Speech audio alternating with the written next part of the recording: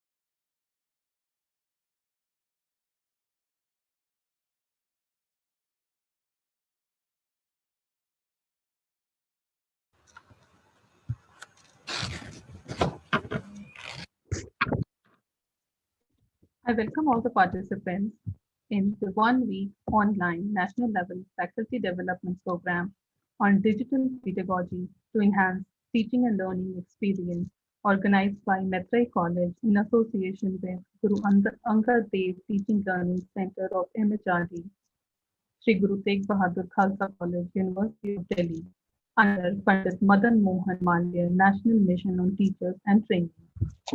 Before we start with the session, there are some important announcements for all the participants. Today's comparing is being handled by Dr. Shweta Sharma and Dr. Nanda Kaban. We request you all to keep your cameras off and microphones on mute. We also request to keep your phones on silent mode. All the queries related to the FDP can be sent to our official email ID onlinefdp@maitreyi.edu.ac.in. Our technical support will be floating the official email ID in the chat box for your convenience.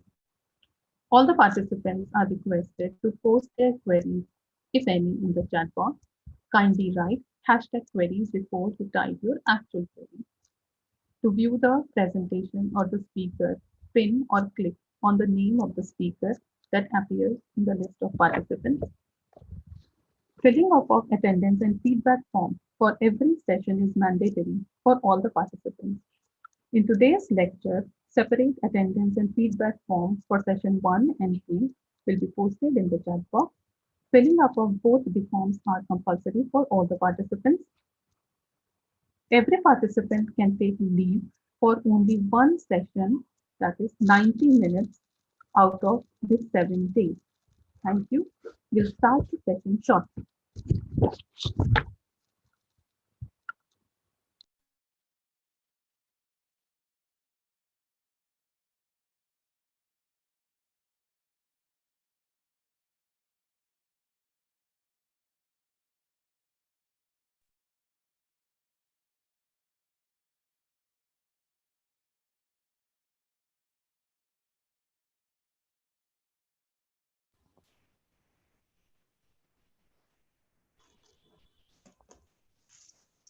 प्रिय साथियों, 7 दिवस तक चलने वाले FTP कार्यक्रम के आज दूसरे दिन में आप सभी का स्वागत है।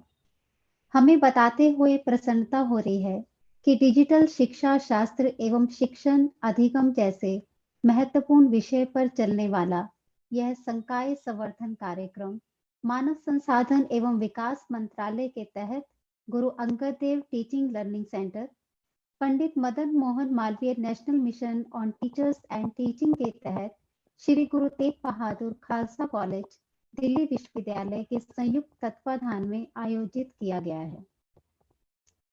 आज के कार्यक्रम की संक्षिप्त रूपरेखा इस प्रकार है। कार्यक्रम 2 सेशन में चलेगा। पहले सेशन के लिए हमारे बीच मुख्य वक्ता दयाल सिंह कॉलेज, दिल्ली विश्वविद्यालय की एसोसिएट प्रोफेसर ई लर्निंग विशेषज्ञ डॉक्टर अनीता गोयल जी हैं। मैम, आपका इस कार्यक्रम में स्वागत है। Thank you. दूसरे सेशन के लिए हमारे बीच श्री गुरु तेग बहादुर खालसा कॉलेज, दिल्ली विश्वविद्यालय से डॉक्टर विमल राजी हैं। डॉक्टर विमल राजी भारत की जानी मानी ई लर्निंग विशेषज्ञ हैं। कार्यक्रम और आपके बीच अंग्रेजी संचालन डॉक्टर श्वेता और हिंदी संचालन डॉक्टर ममता धवन का रहेगा। अब मैं डॉक्टर श्वेता से अनुरोध करती हूँ कि वे कार्यक्रम को आगे बढ़ाएं। Thank you, Dr. Mamta. Before we begin, few important announcements. We request you all to keep your cameras off and microphones on mute. We also request you to keep your phones on silent mode. All the queries related to the FDP can be sent to our official email ID, that is onlinefdp@maitreyi.edu.ac.in. Our technical support will be floating the official email ID in the chat box for your convenience. All the participants are requested to post their queries in the chat box. Kindly write #query before you write the actual query. To view the presentation or the speaker, pin or click on the name of the speaker that appears in the list of participants. Filling up of attendance and feedback form is compulsory for all the participants for every session. In today's lecture also, We will have separate attendance form and feedback form for session 1 and 2.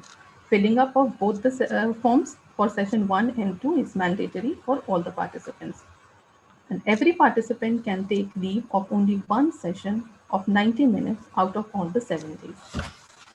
Now we'll formally begin the session 1 of today's lecture. In today's world, teaching and technology have become two sides of the same coin. The internationally acclaimed education leader and author Heidi Hyles Jacobs believes that teachers need to integrate technology seamlessly into the curriculum instead of viewing it as an add-on, an afterthought, or an event. To comprehend this thought, today we have with us our esteemed resource person of session 1, Dr. Anita Goyal. We welcome you, ma'am. Dr. Anita Goyal is an associate professor in Department of Computer Science, Dayal Singh College, University of Delhi. She was earlier principal officiating for more than 9 months of Dayal Singh College. She has an experience of more than 32 years. She was fellow in computer science at Institute of Lifelong Learning in University of Delhi. Dr. Goyal has guided several students for their doctoral studies in the areas of web applications, cloud computing, and technology-enabled education, MOOC. 5 students have been awarded doctoral degree under her supervision. She has several publications in reputed international journals and conferences. She has authored several books in computer science with leading international publishers. Everyone is eagerly waiting to hear the professional and expert views of Dr. Goyal on using MOOCs to enhance teaching learning experience. Before handing over the session to ma'am, I would like to request the participants to post their question for the invited speaker in the chat box. The questions will be taken up by the speaker at the end of the lecture. The link for attendance form and feedback form for this session will be posted in the chat box. Kindly fill up both the forms. May I now take the privilege of inviting Dr. Anita Goyal to share her knowledge with the participants. Over to you, ma'am. Thank you, Dr. Shweta. Thank you, Dr. Mamta. Thanks for those nice words about me. So I start, I'm sharing my screen. Yes.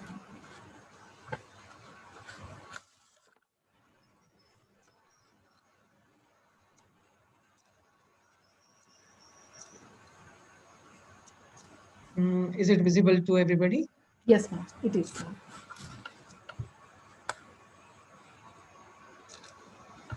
So we'll be talking about using MOOC to enhance teaching learning experience.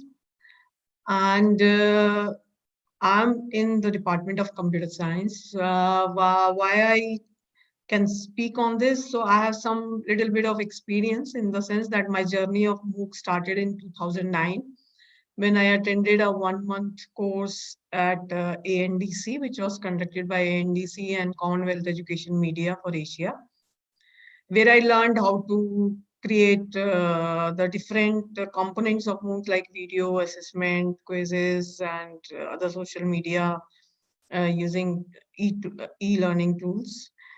Thereafter, I was in IIIL, University of Delhi, as a fellow in computer science, and for about 6 months as academic secretary also. I myself have been into doing several courses on MOOC since 2012 and with certifications. So actually earlier, they never used to charge for it. It used to be free. Certifications were free. So some of the courses which I've done. And I also continue to do it now, but the difference is that I don't pay for the certificates. I just attend the courses. And also I'm a PhD supervisor. So one of my areas is technology enhanced education in MOOC. So I have several publications with my students, and currently another student is working on this.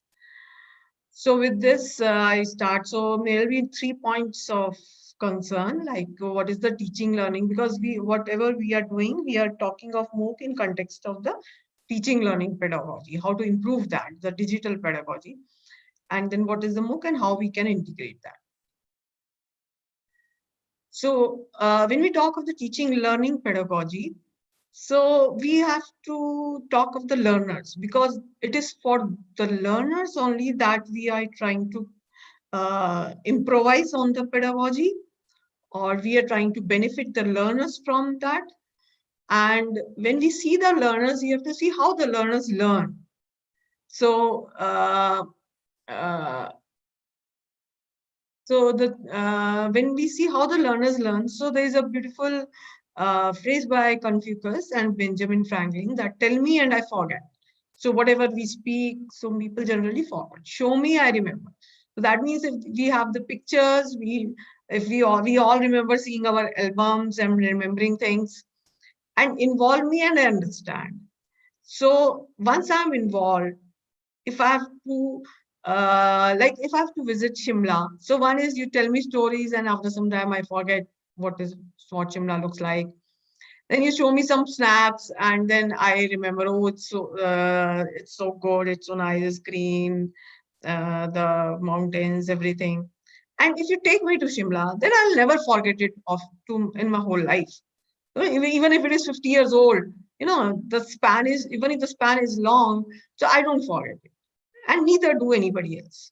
So based on this, the learners, but then again, the learners are of different kinds. Some like to learn by visual viewing things. Some are auditory, they like to listen.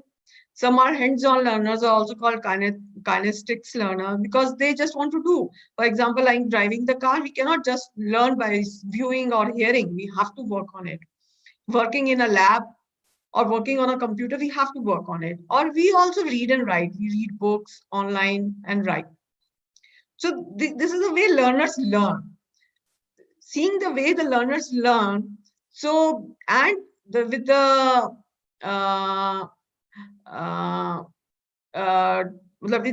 emerging pedagogy, so there's a learning-centered pedagogy. So earlier it used to be the teacher-centric pedagogy, where we all used to teach direct instruction, teach in the class, chalk and board. Okay? And now we have the learner-centered. Now the focus is more on the learner. That what does the learner ask? Does the learner cooperate?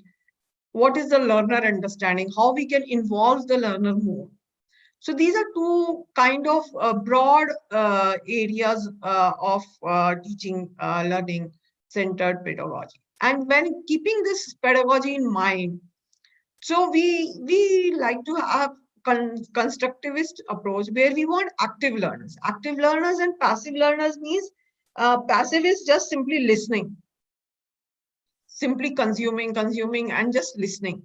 Active is participating, taking part, asking questions, maybe involving themselves in discussions. That is active learners. And then there's a collaborative effort. It's a joint effort. It's not only the teacher who's providing anything and the students are just consuming. So they are also providing, they're also contributing towards it. Then we have an integrative approach. So we have to provide some environment where everybody can be integrated. So we cannot say that, okay, the students have to collaborate and the teachers have to, and they have to be active learners. But how do we do that? We have to provide some environment to them to do this.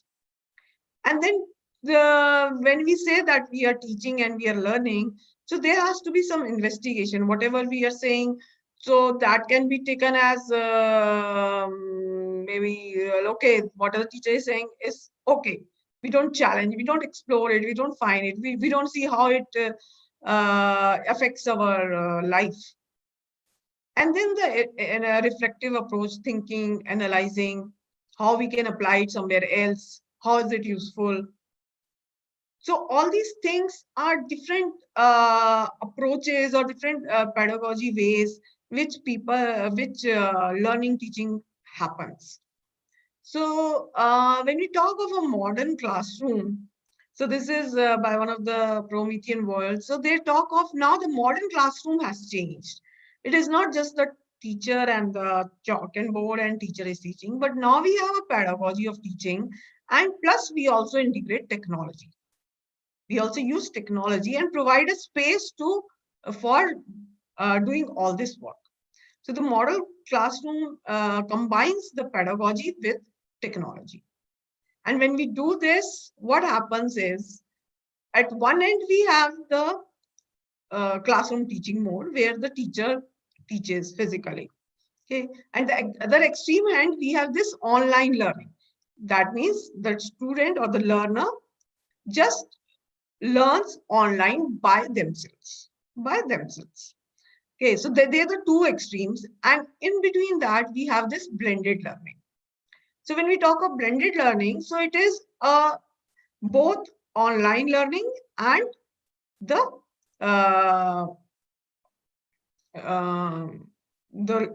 physical learning.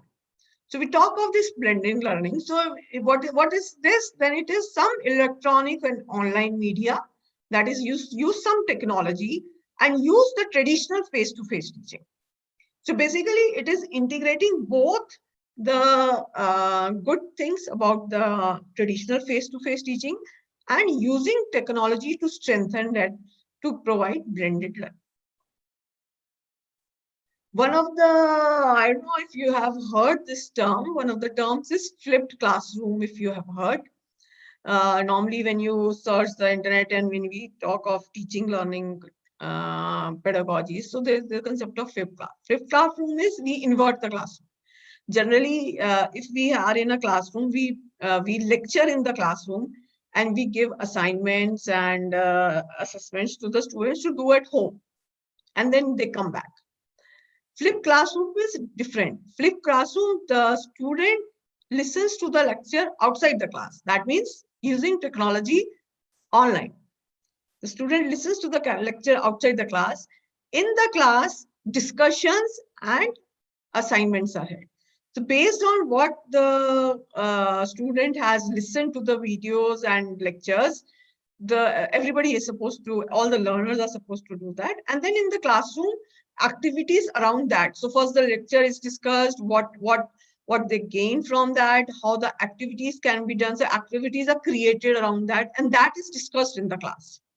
So this is also a very is a concept which is quite used in the US or outside India maybe, but at undergrad level it might not be that effective, because this will involve that. As of now, it is not, because this will involve the students to listen to the lectures outside the class. So in a way, they have to work hard. So I don't know who's putting these things on my slide. I'm not putting these blue things on my slide. Hello. I don't know. Somebody's putting. Yes, ma'am. We'll look into it, ma'am. We are just trying to figure out, ma'am. So that's a blend. So flipped classroom is a kind of blended learning. So, but we are not talking of flipped classroom. So what we are talking of, that when we use technology for learning, so we are using MOOC. And so that is what we are going to speak today. So we are using MOOC as part of the technology and integrated with the traditional face-to-face teaching, which results in the blended learning. I think this thing has come in every slide. Yeah. I don't know what's going on. Yeah, thank you. Thanks a lot. So, it's okay now. Yeah, now it's okay. Yeah. So we are integrating the MOOC as a component of technology with the traditional face-to-face teaching, and as a result, we are doing blended learning. So what is MOOC? So we say that, okay, the teaching learning pedagogy. So it says that because there's a lot of technology that can be used and that can enhance the teaching learning.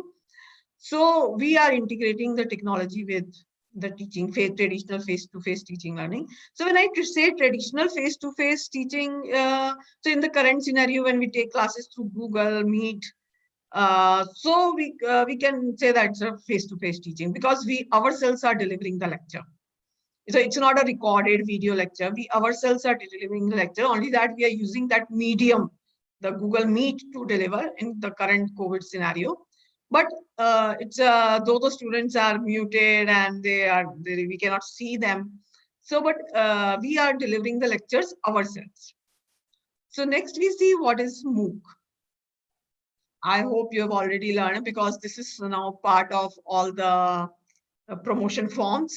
So this term MOOC, that is massive open online course, is it was coined by Dave Cormier in 2008. So initially it started with CMOOC, which is connectivist MOOC, and later on it went to XMOOC, which is what we use nowadays. And the courses on MOOCs, they started from 2011.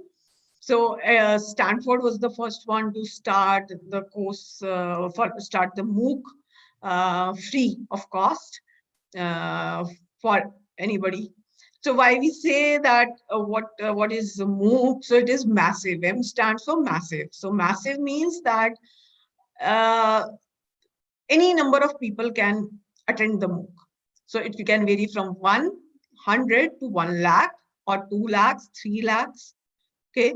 So the interface, so you may say that it may happen in any other e-learning technology, but it is not so. There's always a limit, in the sense that if it is not a MOOC, then your the e-technology, the technology whichever you use, it has a cap on the number of participants that who can attend that. Attend the e-learning course. For example, if we are using this Zoom platform, we have a cap. Okay, but we can increase that cap by paying more, but then also it is to a particular extent. But here we are saying it is massive. That is, there is a focus on scalability. If less people are viewing or more people are viewing, there will be no difference in terms of the streaming, the slow or fast, all that is taken care of. And this focus is on community and connections. So people establish connections across the world, across the community. It is open. Open means they don't put a restriction that X person can register for a course and Y cannot. So there's no restriction like that. Anybody who's interested in the course and who feels to learn can register for the course. And it is free of charge and affordable, though currently attending the course is free of charge. But now, since last 2-3 years, getting a certificate for the course has been made chargeable by most of the providers. But still you can attend the course and gain, earlier it used to be free of charge. Even the certifications were free of charge. Then it is online. So you can sit anywhere with using any device, anytime. So it is a real-time interaction, and in terms of access, so you won't feel left out that you are seeing a recorded one or something.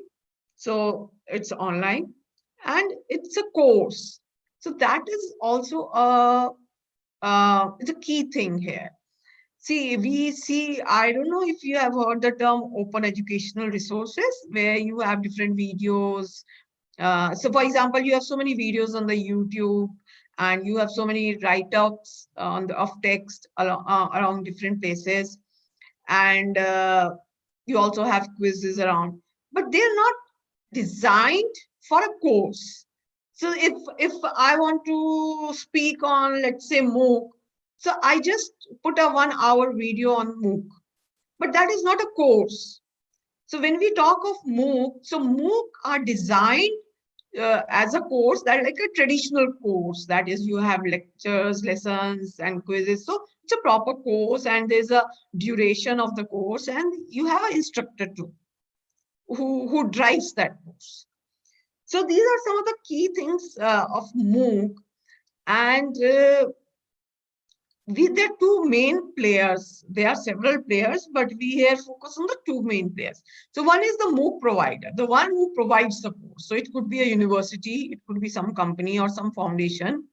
Okay, for example, Stanford and MIT and different universities of the world, and there's some companies, although foundations also running it. And what is their aim? They provide courses. So this task of the provider, they provide you courses. They provide you the content of the course, and each course has a start and end date, and there's also an evaluation component. It's not that you simply do the course and you get a certificate. No, you are evaluated. You have to attempt a quiz or whatever way the evaluation is done. And on the other side, it's the learner. Now, learner could be a 10-year-old learner or a 90-year-old learner. So there is no bar. It's not that since it is a course, so there's a bar on the age of the learner or the qualification of the learner, unless the course says, okay, before you do this course, you should know this. So the learner enrolls for the course properly. And it is generally free. And if you want certificate, then normally you have to pay for it nowadays. And what does the learner do? One is the learner enrolls for the course, and then the learner does the task of completing the course. The completing of the course means they'll have to watch videos, they'll have to do assessments, that is do assignment, quizzes, whatever is being provided by the course for assessment. And they will also have to participate in the discussion. Nowadays, if we see that participating in the discussion is also taken as a credit, because people generally shy from participating or writing in the discussion forum or interacting with people or asking the right questions. So this is also nowadays considered as part of the assessment. I attend several courses, and normally non-science courses, they focus non-science courses, the focus is more on the discussion forum. How do you discuss with your peers? Because your peers are across the world. You don't know which country, which state, which city, which time zone, or where they are sitting. What is the qualification of the peer? No, you don't know that. So you just have you just discuss with them. And so it is, so basically they're trying to make fearless people in terms of discussions, fearless learners in terms of discussions. Some of the benefits is that it is low cost in terms of if you have to actually go and attend a class, travel, room. So when we say all this, it doesn't mean that a classroom teaching is not required. So this is because we say when we are talking of MOOC, so anybody can be a learner, from a 10-year-old one to a 90-year-old one, or 100, whatever be the age of learning.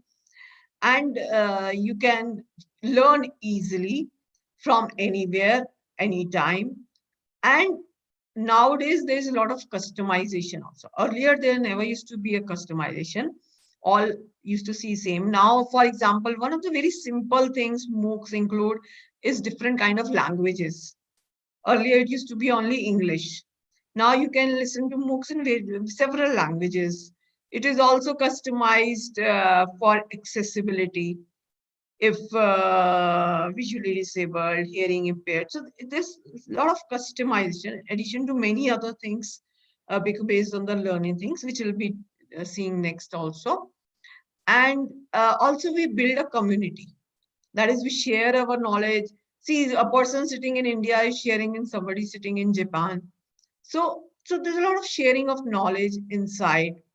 And also there's no hushy thing, in the sense that everything is open registration, open curriculum. Everybody is receiving the same thing. Now that depends on the learner, how much they can gain from it. But everybody, even though it is online, so if as a teacher in a class, we give the same lecture to all the 50 students, let's say, sitting in the class. But how each of the student captures it or gains from it depends on the student or the learner. The teacher is not differentiating between X and Y. when delivering a lecture. The same concept is here. Sorry. So that there's an openness in terms of communication, registration, curriculum, assessment. So everybody is getting the same set of course, and how much you can gather from it is on the onus is on the learner. And also it's a lifelong learning experience. Why we say lifelong learning experience? For example, I did this courses. Now, if you would ask me to go and do the course somewhere, and if it is not a requirement for my promotion or for a job, I find it slightly difficult unless you put some string added to it, that okay, promotions will not be held if you do not do this FDP, or you will not get a certificate unless you have this much attendance. Okay, so if I want to learn myself for my upgradation, so then what source do I have?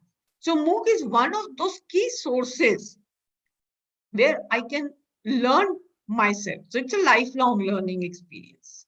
Okay, and with each course, I not only gain from the content of the course, I also gain in terms of my interaction with the technology. Even though I'm a technology person, but every time I feel that some new component has been added to the courses, and that is giving a good learning experience to me. So that way I improve as a teacher, I try to integrate those in my teaching experience also. There are several MOOC providers. I don't know if people have heard about these providers. Have you heard about these? I don't know. So we have Coursera. This is the one of the oldest ones. edX and Iversity, Udemy, FutureLearn, Stanford University has its own, Udacity, Khan Academy, and this is peer-to-peer university open learning. This Open edX is a open source platform. Open source means anybody can use it and create and install it and create courses. Others are by and as P2P is also open source. The others are proprietary platforms. In India also, we have several MOOC providers. So the initiative start with NPTEL. This is the IIT Madras initiative in 2003. This is for the engineering students. Was for the engineering. No, it is not. So it started in 2003. And then thereupon in 2012, IIT Kanpur has created a MOOC IT, which is an open source MOOC. We'll be talking about all these later, slightly later. And then IIT Bombay started in 2014. It is called IIT BX or IIT Bombay X. This is the website link. And then we all are aware of SWAYAM, which is a MHRD and a Microsoft initiative launched in 2016. So these are some of the logos. So so all these are MOOC initiatives.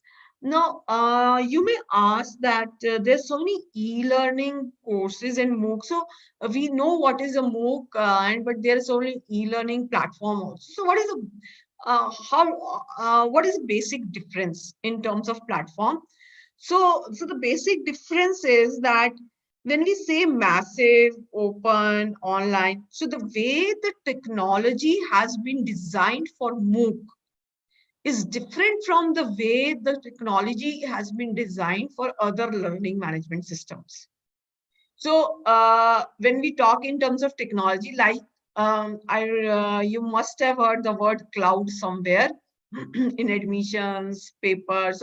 So when we use the cloud technology, so MOOC uses the cloud technology. In the cloud technology, scalability is not an issue. So if, for example, to be clear that, for example, when we have admissions, so we suddenly have a spurt of lakhs of students on the Delhi University website, but round the year there is no so much traffic on the website. Okay, the traffic is largely during the year, during the admission time. So lately, what university has, I think, supposedly done, they have taken additional access on the cloud. So as the number of users increase, so what is the problem? The problem is, if you have a website, as the number of users will increase, then the server will become slow, unless you provide additional facility to the server, so that each learner who comes onto the website does not feel that the system is working slow. So the technology behind MOOC is the cloud technology. So as the number of users go on adding, the server support at the back end goes on extending. When it is less or more, so it goes on, so it is stretching at the back end. So if we have 100 learners or we have 2 lakh learners, we don't feel the impact of it. As an individual learner, we don't feel the impact of it. So that is the basic difference between any other learning management system or a MOOC. And lately, Moodle was a learning management system. So at the time I was at IEEE, we were using Moodle. So it was a learning management system. But now Moodle has come up with LMS MOOC, Moodle for MOOCs. As the Canvas also used to be a learning management system. So they also have upgraded their technology to come as Canvas for MOOCs. So basically, when we're talking of the learning management systems and the MOOCs, the basic difference is in the technology that goes behind conducting this for the system.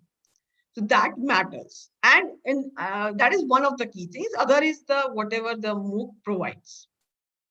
So when we do a MOOC structure, so we have some lesson units, 1, 2, 3, so on. We have video lectures, reading activity, assessment activity, and assessment could be, so this is a structure of a course. So it could be assignment, quiz, exam, project, so on. So for example, this is a video interface. Now this interface is built inside the MOOC interface. So when you're doing a MOOC, you don't have to go outside to see a video. So you get the whole interface with all the buttons, and you can watch the video within the interface itself.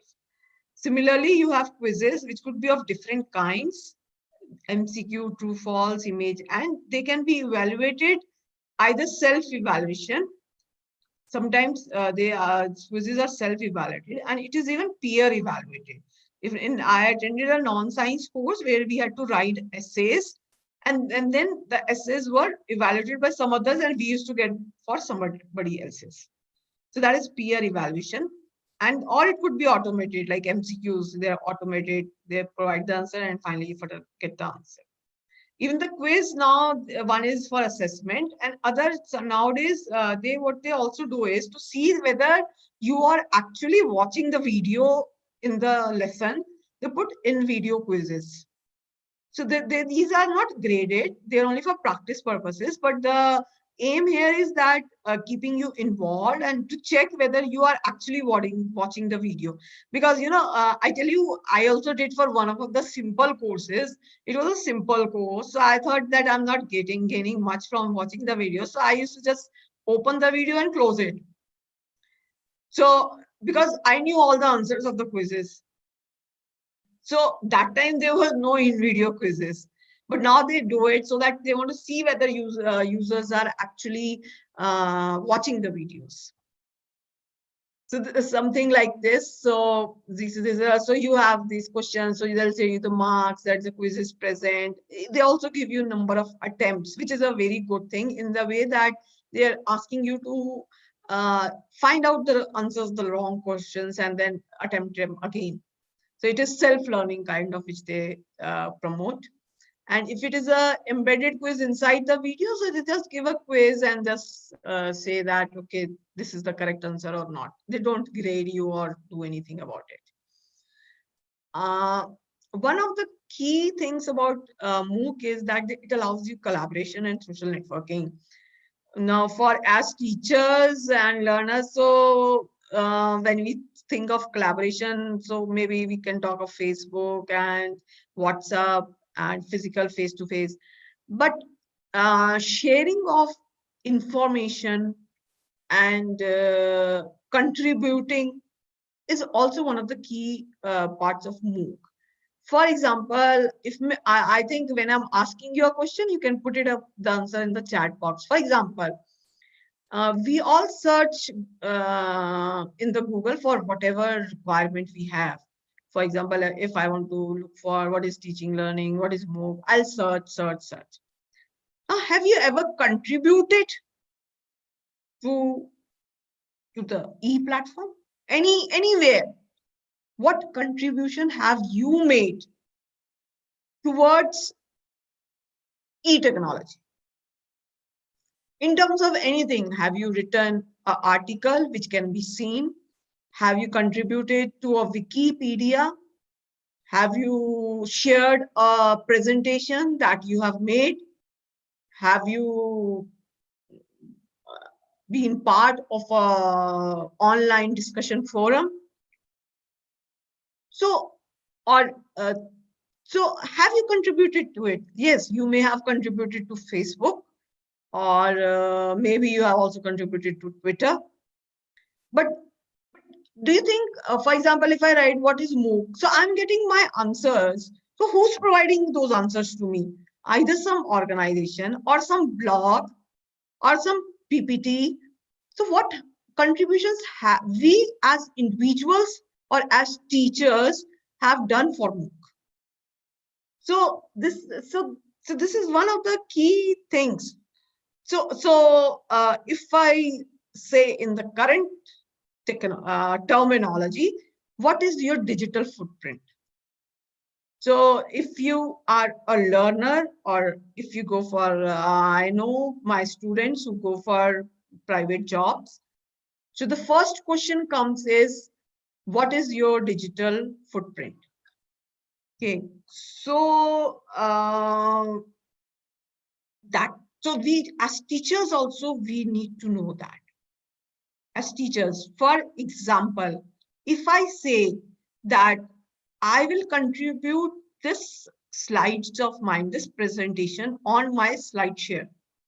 I have a SlideShare portal. Whatever presentations I like to share with others and which don't have any privacy issues. So because I can maybe be picking up photos and all that, so which don't have those issues, so I share on my SlideShare for the world to use it. So as learners, are we doing that? And it really doesn't matter how big or how small it is, because when we ask questions on Google, we don't think about how big or small question, big question or small question it is. So if I don't know what is COVID, doesn't matter, I just Google it. If I don't know what is MOOC, I Google it. But I am getting answers which are being provided by somewhere. Internet is all collaborative effort. Somebody somewhere is contributing and writing, which we are seeing. It may be organizations. So I think one of the takeaways from today's session should be, you all must contribute. In whatever way? I can tell you some ways. One is you can put up some presentation on SlideShare, but whatever you contribute, please do take care of privacy issues, piracy issues. It should not be pirated. So you can share some presentations on SlideShare. You can write up some blog. You can, and if piracy issues, if you like add the contribution of that person, so that works. So that issue taken care of. So have you written some blog? Have you contributed to some wiki? Have you started, or do you have your own website where people can view you? How many of you have your own websites? Delhi University allows creating a website in people.du.ac.in. How many of you have your own websites, or your college website gives a good portfolio of yours. So one is that standard, this is a teacher is teaching from last so many years, but a good portfolio means your all publications, your work done, maybe some books, maybe research, or maybe some lectures. So just think over it, because in the coming years, this is going to really matter. This is really going to matter because uh,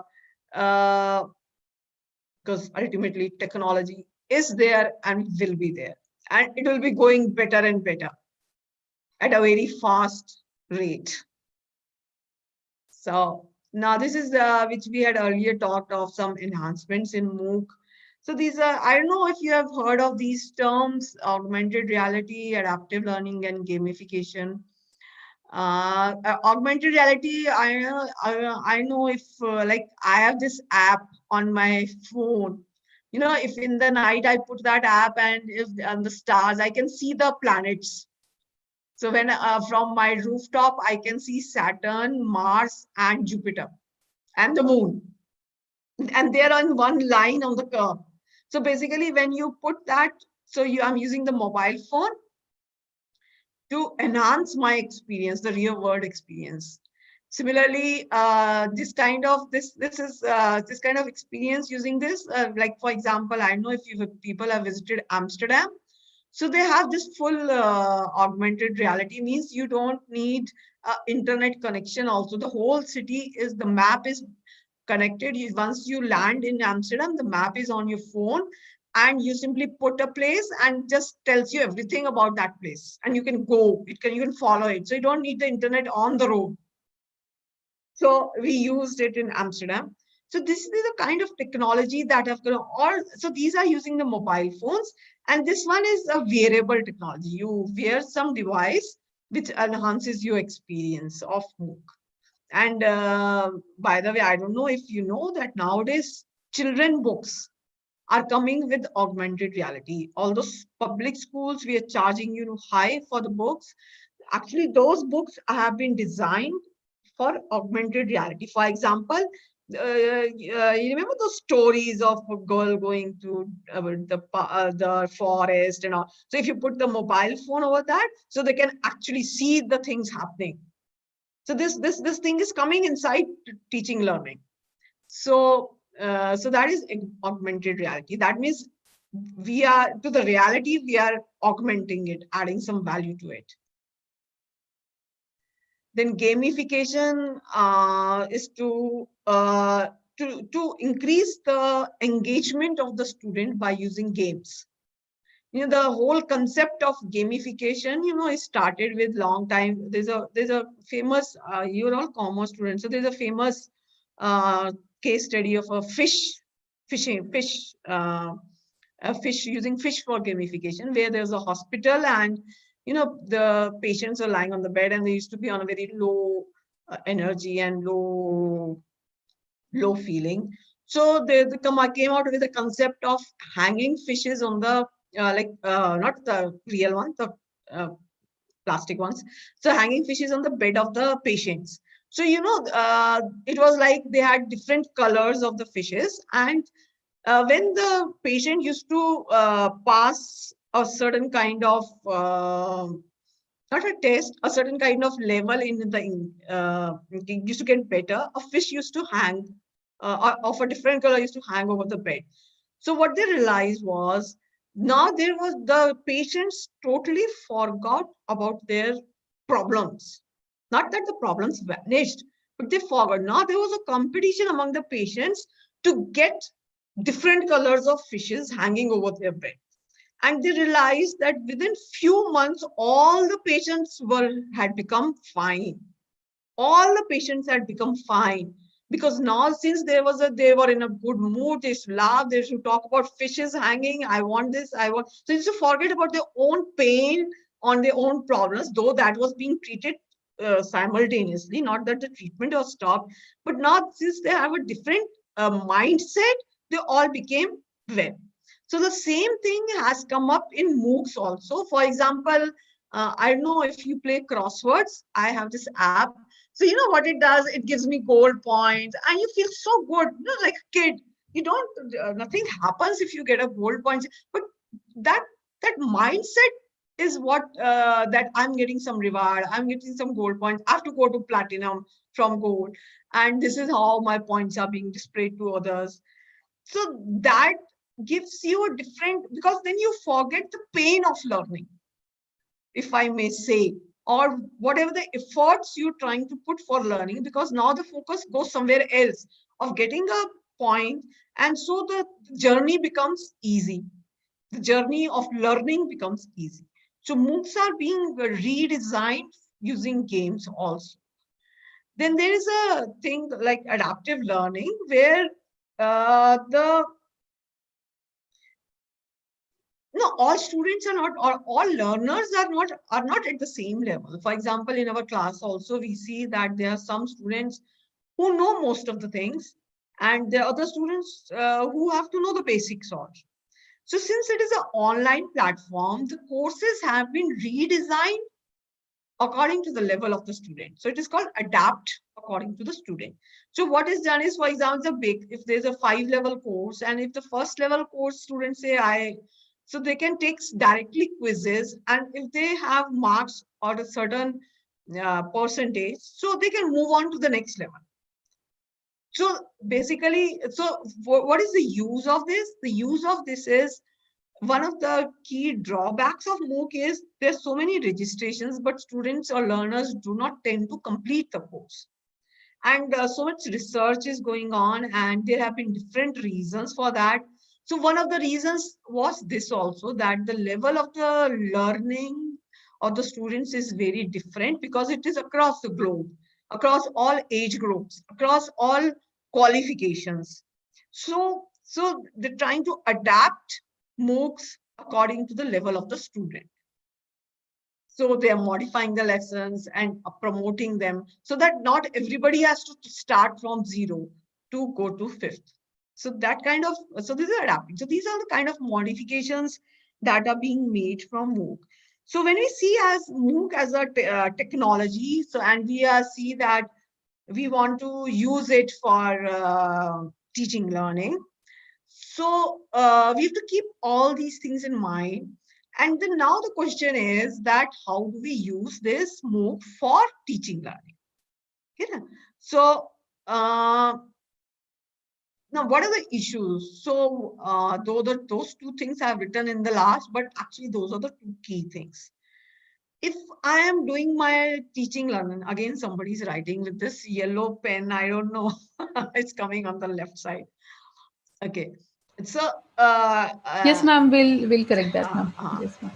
So last 2 points are actually the key points, that if we are already taking classes, we are teaching, and if we add MOOC or integrate technology, then for us as a teacher, we are burdened. Okay. So let's not ignore this, or let's not say, no, we're not burdened. No, because we have to do something extra for that. It is not part, or because we have been teaching since so long, and we have been designed or got accustomed to that kind of teaching. So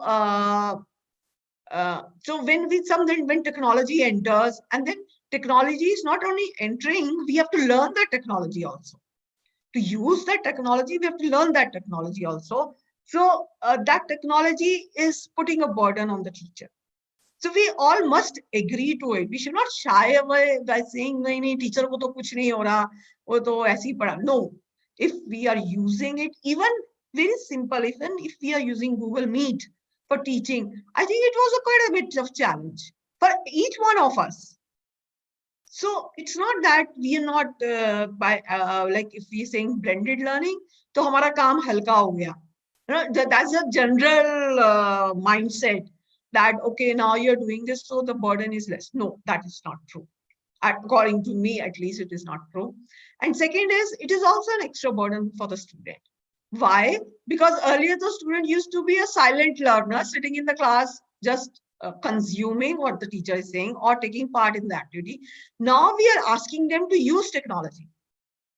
When we are asking them to use technology, again, it is a burden on them also, because they have to put in effort for doing that too.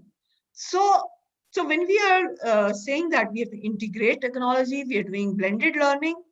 So it is burden on both sides, but it might ease some tasks also. Okay. So what is the so now what we do is we are doing our online traditional teaching, and we put some additional technology. Then we say, okay, now we at a point of time we will start feeling that we are using, instead of one course, we are teaching two courses. Okay, one is to face, and one is some online which we are trying to teach or integrating technology. So that also is an issue. And how the technology will meet the pedagogy in terms of constructivist, how they can be active learners, they can contribute, they can discuss. Okay, so all these are issues in integrating technology with teaching learning.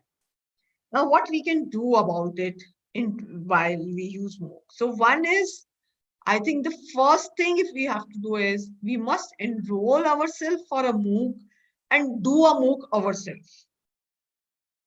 Because simply I saying it is good, or you telling the students, please do this, before doing that, we must experience it ourselves. So that is one of the key things.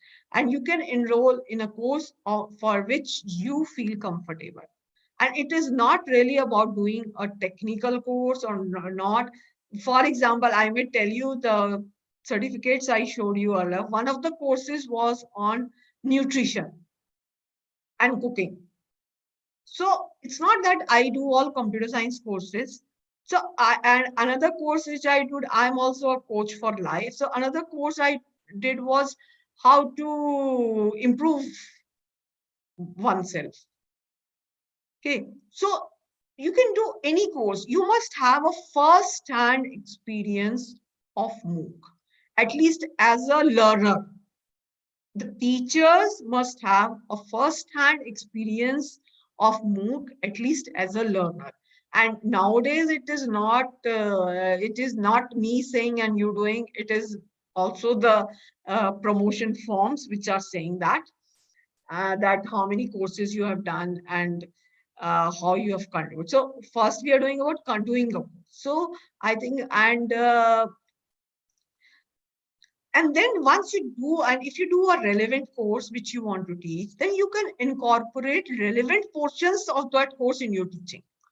For example, if you see the MOOCs, you will see that in the course, while the teacher is taking, like talking on a video, delivering the course, they also put several recorded videos.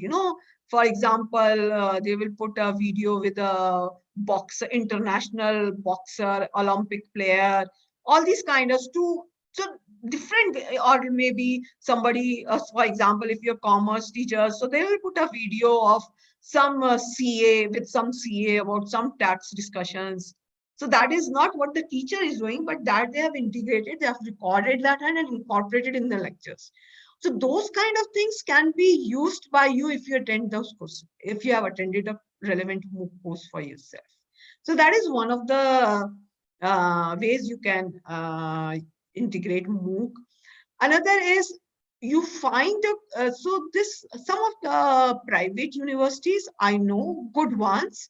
So what they have done is a small portion of the course, maybe a 3-hour portion or a 4-hour portion.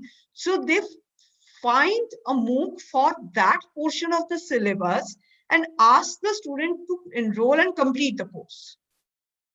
They may not be certified for that. They may not get certification without paying for that, but they can complete that course. So when we do this, so in a way, there's a balance between the workload also for both the teacher and the student. And we also expose the student to technology. And how we address it is, once it is done, we can do a sort of flip model in the class. That is, students have already watched that module and you also have done that. And then you discuss in the class. And based on the participation, I know a professor who is in a private university. So what do they do is, for every question a student asks, he puts 5 marks for internal assessment. So what is the advantage? Initially, only for first few lessons, the students increase for a class of 50 students, starting from 10 to 25 students came up with questions. But the moment they realize that they're getting 5 marks for simply speaking anything related to the topic or asking a question, almost 95% of the class at least asked at least once. How much good we are doing for the student? Because I can tell you, students are so scared to speak in public. They may be speaking about anything else, or maybe and you may be saying students are very bold, but there are other set of students also, because we're talking of those students who don't participate by and large. So using this, the participation can be incentivized, and we can also offload a bit of work of ourselves and students, and we don't shy away by moving that syllabus out of our discussion. We discuss that, but now we are not teaching for 4 hours, but in an hour or so we discuss, or a 2 hour we discuss the whole learning from those modules. So this is another way we can integrate MOOC in our courses. And this is a third way. This is create a MOOC course yourself. Now, create a course yourself, you will require some platform. There's some sites, several sites. I've just quoted one of the sites at unix.io. If you want, I can show you this site. So this is a site which this is powered by OpenEdX. OpenEdX is the open source MOOC platform, and it gives you free trial also. So you can use this to create, for example, I did this, though there's no content in this. So I created a course for Jal Singh College. So this is, I gave the name temp, and then this is coming up like, so courses will come up like that. And they have a platform by which they have a studio using which you can create courses. But I must tell you the drawback in this. The drawback is that you have access to the content and whatever, but the data gets stored into their site, not at your site, but their site. So they have access to all the email IDs that student email IDs and your email IDs. So that is the only shortfall. Otherwise, you can create your own courses too. And actually, this is the way forward. There's a term related to MOOC, that is SPOC, that is Small Private Online Course. So this is a term which is now very popular, and the basic infrastructure is of the MOOC, but now it is only for some university or college. So now the scope of the learners gets limited to a college or university. And so what is the use? The use is now, if I create a course from a college, so I create it according to the syllabus I teach. So now it is not a generic course, even if the topic is same. For example, teaching learning pedagogy. So now that topic is general, anybody can teach many things in that, but now I go according to the syllabus of my course. So this is a way, so the time is too short to tell you how to create that course, but this is a way to create your own courses also. I'll give you some examples. I don't know if you have seen this. This is IIT Bombay X, which I now give some examples of India. So this is a very popular blended MOOC approach site by IIT Bombay, and Professor Deepak Pathak, who's also a Padma Shri, is one of the key promoters of this. So they are using this blended learning, and they are augmenting teaching by providing MOOC platforms to the students. And in one of the interviews, Professor Pathak says that it is too early to say that whether MOOC will be effective or not, because classroom teaching has been happening since last 400 years and MOOC has come since last 7 years itself. So there's not much to say. How we cannot evaluate both on the same parameters. But one of the definite advantages is that MOOC can reach anywhere. Wherever there is internet, MOOC can just reach there. So it is a uh, scalability. It can be scalable. And second is in the assessment. You know, this nowadays we have these so many all those competitive exams. So all these TCS and other stakeholders take. So all these MCQs, so the scope of cheating becomes very less, because the questions can be randomized, the order of questions, the options within the question. So all this can be randomized using technology. So the assessment becomes really easy to handle. And this, of course, is one of the key things. I'm also an author of around 20 books with international publisher. So when we write, or we had so many professors when we used to, I'm from Hindu College and University of Delhi. So our own professors used to write books and they used to be very good. So at those times, the only way a good professor could disseminate his or her work was through books or through teaching. Teaching could be only to the students sitting in the class, varying from 30 to 60 students. But or the other way was through books. That is why we have so many good books in the market. Now, if the experience of those teachers or those professors is utilized to create full courses that can be made available across the globe, so there is no comparison. There's no comparison. Now the physical book cannot travel, but MOOCs can travel. So there's comparison. So all that expertise, knowledge, experience we have in our subjects, and considering that we consider ourselves as one of the good teachers, so we can use MOOC to disseminate that knowledge for the world to use.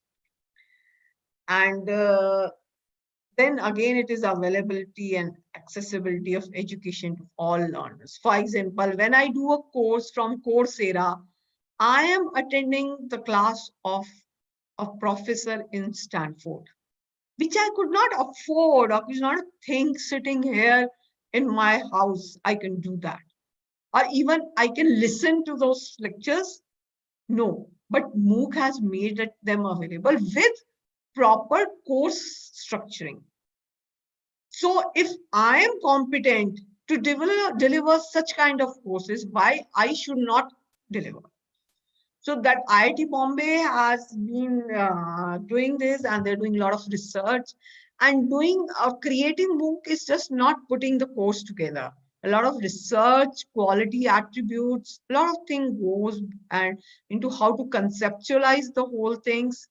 And this is one of the latest things that IIT Bombay is trying to create a platform where any institution can import the course and modify that course. So here's a link. If you can see, this is the link where this is the IIT Bombay site. So so you can see that they have different courses. So they have courses in finance, engineering, education, and they have these faculty developed programs. They are running programs, some timelines, the different type of MOOCs. And these different type of MOOCs are that how you want to learn the course. If I tell you this, so they're saying whether you want for your education, or you want to, for example, this is for education. So this is writing pedagogy, signal system, or you want some life skills. So they have courses like this, writing labs, and different courses. So they have all those, or if you want to some skill-based courses, so have different courses. And for example, I think most of you are from commerce, so have these 3 courses of, these are archived, so they were run earlier. Okay, So and there's several skill development courses also. So these are all, and they're all free. This, by the way, IIT Bombay courses are all free. All India courses are free. So they are all free. So this is one of the good sites, and I think they will be doing this shortly. So what is the use of this? So we can use their platform, install in our college, and run our courses. So we, in a way, they are providing us with free technology, and the courses are the ones which we want to run. Similarly, this Swayam, I think you are all aware of this. I don't know if you know full form of Swayam. Okay, so this is study webs of active learning for young aspiring minds. Swayam in Hindi means self, apne aap se karo. So this is the full form. So they are integrating online in traditional education. So this is some data which may have added something more. There's so many 2,000 courses, 1,200 instructors, and 130 institutions are taking part in designing the courses. Okay. And now even the UGC have come up, most of the engineering colleges, they have to complete 20% of their degree online for the courses which they have chosen. And so this is the SWAM website. And I think recently I saw a letter from the UGC saying that every teacher has to do some SWAM course or something. So these are some of the courses, and they have courses in different areas. Okay. So now another question will be, have you ever contributed to this? For me, I have not contributed to SWAM. So, but have you ever contributed to this? Or you may think of contributing to SWAM. Okay. So you could do it via CEC. So CEC also does that. I've done some videos for CEC, but not video lectures, but not this courses completely. So think of how you can contribute. So there's so many people around who can contribute to this. And they also have this NPTEL. NPTEL, if you remember, started in 2003, I showed. So this SWAM courses is, now one part of SWAM which actually requires mention is that in SWAM, the exam is physical exam. You know, there are test centers across India, and the students who complete the course have to take the exam physically. So that way, but you know, nowadays it's a good time to do such courses. Exams are online. So, so anybody who does a course will not have to go there. But there's some challenges also. So they have tried to overcome that. If there's an enrollment drop, so maybe the course is students faculty shortage, because I'm not focusing on this. Because to me, to me, technology can only support teaching. There's no way that a teacher can be substituted using technology. So technology can only support your teaching, make learning better, make teaching better. Okay, may help you across geographical boundary barriers, but it supports teaching. This is the NPTEL course, is the first one which started, and you know, every session they send you a tentative list of courses. I have done several of these courses. Very frankly, I didn't appear for the exam because it required going to an examination center and sitting for the exam. But I do several of the courses every time. So when because I am registered with them, so they send me emails. So they send me something like this. So they send me that there are some 4-week courses, some 8-week courses, some 12-week courses, and then I can choose from these courses, and then I can register for the course which I like, and then I start my courses. So there's several humanities courses also. It's not that it's only engineering, management, finance, all those kind of courses are there in this. So they send me this list every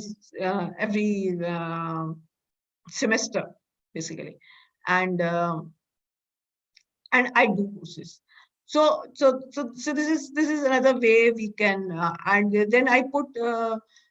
So what I do is when I do courses, I take out the parts which I find good for my students, some videos which are good for my students, and I can add, share with them.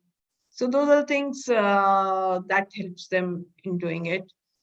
Next is this is the IIT Bombay Kanpur course. So they have designed the whole platform themselves using open source technology, and these can be installed. So they say that you can install this is IIT Kanpur. So you can say you can install it on your own premise. So if your college supports them. So because I have a very different view, because nowadays, we are not the college is not spending much on the physical infrastructure since the COVID started, because people are not coming to college. For whom do you invest in the college? So that money can be used to create a MOOC platform, because once it is created, it will be there for the lifetime of the organization. So you can install this, and there are several courses. I have done 3-4 courses from here only. For example, I did this mobile learning with multimedia and all that. So the best part here is you can install it at your premise. So these are the courses, and there are some challenges also. For example, when student does MOOC, then it is a common course and it is not tailored to fit for each student. Then how the students are cheating or not cheating is quite a research issue in this. And then you have to do a long administration work is there, and sometimes the courses may not be recognized. You have to be clear about, and the duration. So maybe not a long course may not gel with the students, because they don't have patience nowadays. And for the learners, it is self-paced. For example, even this year, FDP is self-paced, I think. So when it is self-paced, then the attention length gets smaller. So that has to be acknowledged. Now, then if you are very quite driven, then only you tend to attend the course. Otherwise, your span goes down. And there are also technology barriers. And these barriers can be overcome. And I think we should promote each one of us and each one of ourselves also to overcome these barriers. Plus, there's some cost. But that I think nowadays the colleges can take place. I think this is my last slide. And thank you. I think I'm on time. Yeah, so if there are any questions, so I stop sharing. आपके उपयोगी वक्तव्य के लिए आपका बहुत बहुत धन्यवाद ma'am. Thank you. प्रिय साथियों, आपके लिए कुछ आवश्यक सूचनाएं।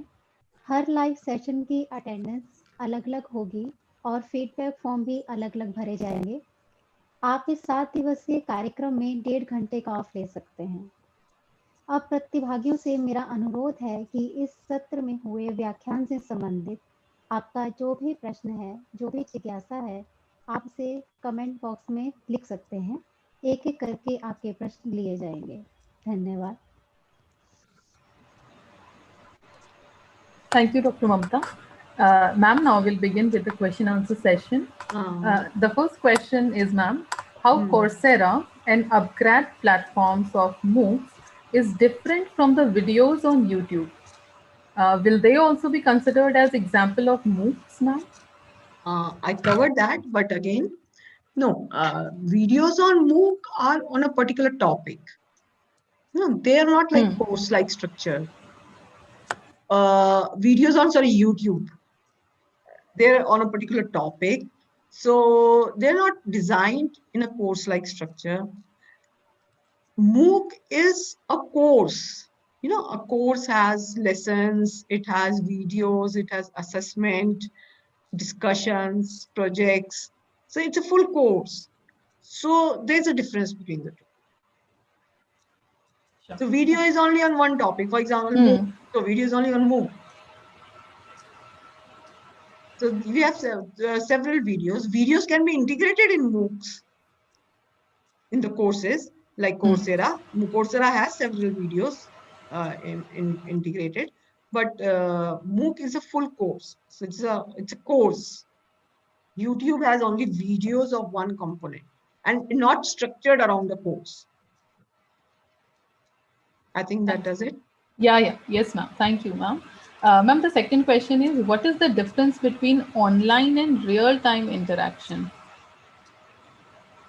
See, online is, you have, when we log into MOOC, so we have the video lectures already there. And for example, this self-paced course is online. When you want, you see the videos and learn from it. And this live interaction is the real time, which we are having right now. To listen to my talk, you have to be here from 3 to 4:30. Otherwise, you cannot. So this is the real time interaction. And online is the way the other component of your, even this FDP is running, where you can see those videos or lessons or at your own pace. It is available. Not that it is not available, but you can see at your own time. But in real time, both sides have to be there. Thank you, ma'am. Ma'am, the next question is, you talked about differently abled can learn equally through online or technology. At what level technology can contribute to the lives of female students who come from humble rural backgrounds and performed well during schools, but not allowed by parents to study in Delhi or in other cities?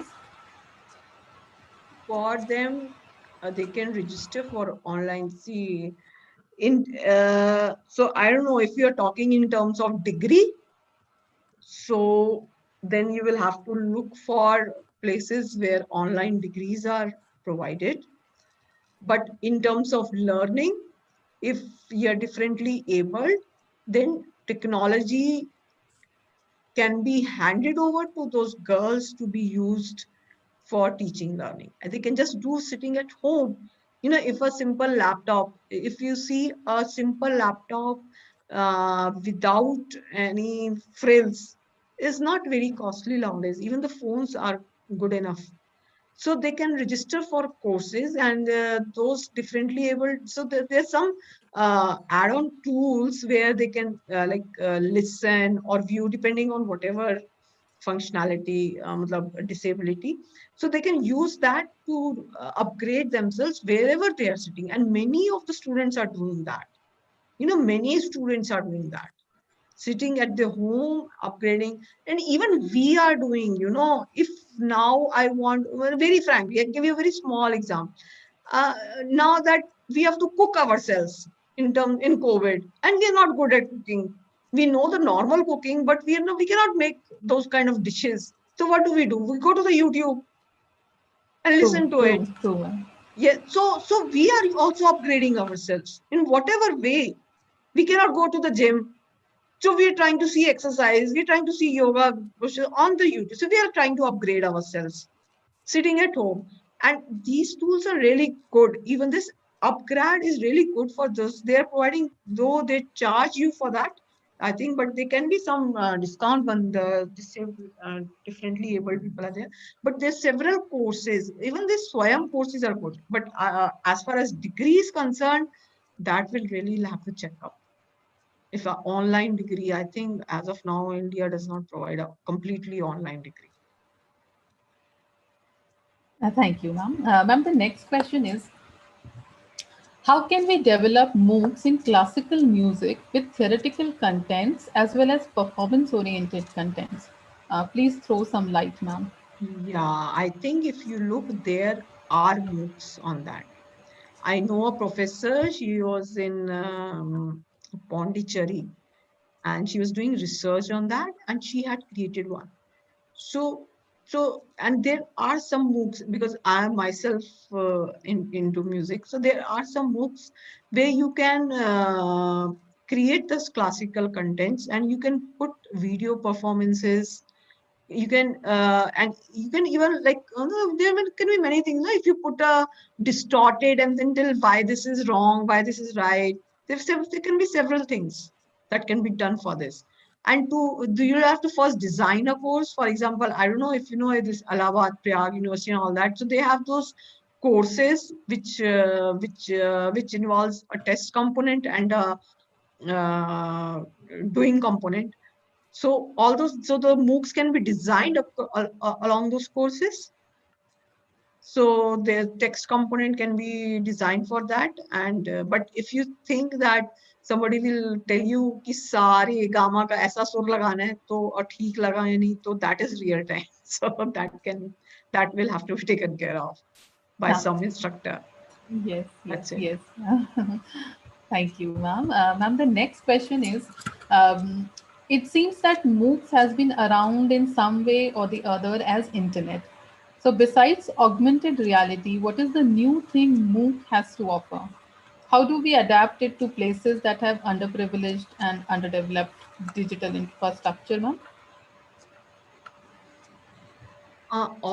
Underdeveloped? No, somehow I don't get what is asked in the question.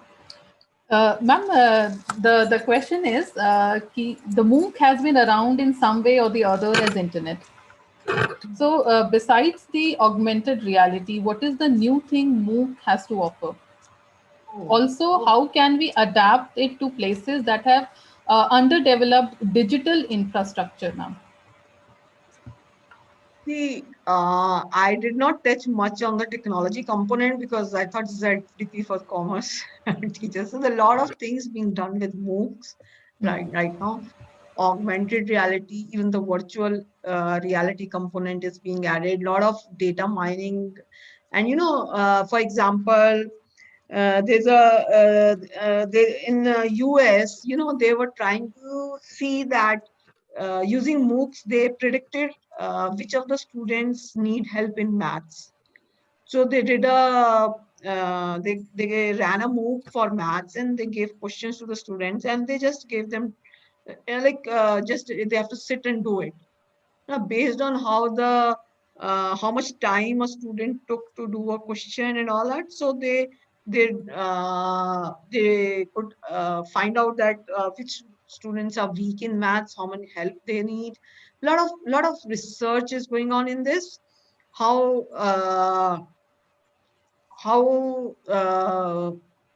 exams can be conducted so that cheating is minimal. So a lot of research is going on this, and then why people drop out from MOOCs, because that is one of the major concerns. Initially it was almost 50% dropout.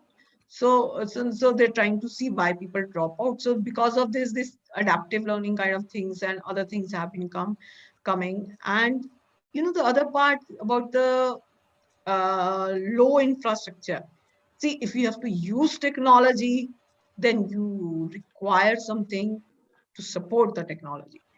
No. So there are two things. Either you build your own technology or you hire it.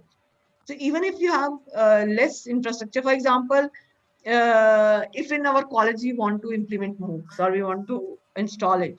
So one way is we buy the servers, maintain it, and who will do all that? There's a lot of physical space needed. The other technology also helps in this. What it allows us to do it in the cloud. So somebody else is managing us for us, and we're simply using it. But we are designing, we are doing it, and they're doing it for our college. But we are not investing in the physical infrastructure or management of the physical infrastructure. So basic internet kind of things that is required. Though now lately, what MOOCs have done is, initially the MOOC videos used to be 1 hour video, 40 minutes video. Now they have divided these videos into 8 to 10 minutes videos. They have done it across most of the courses.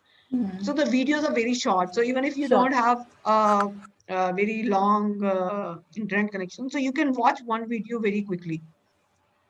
So they have done it. True. They also did this because to shorten the concentration time span.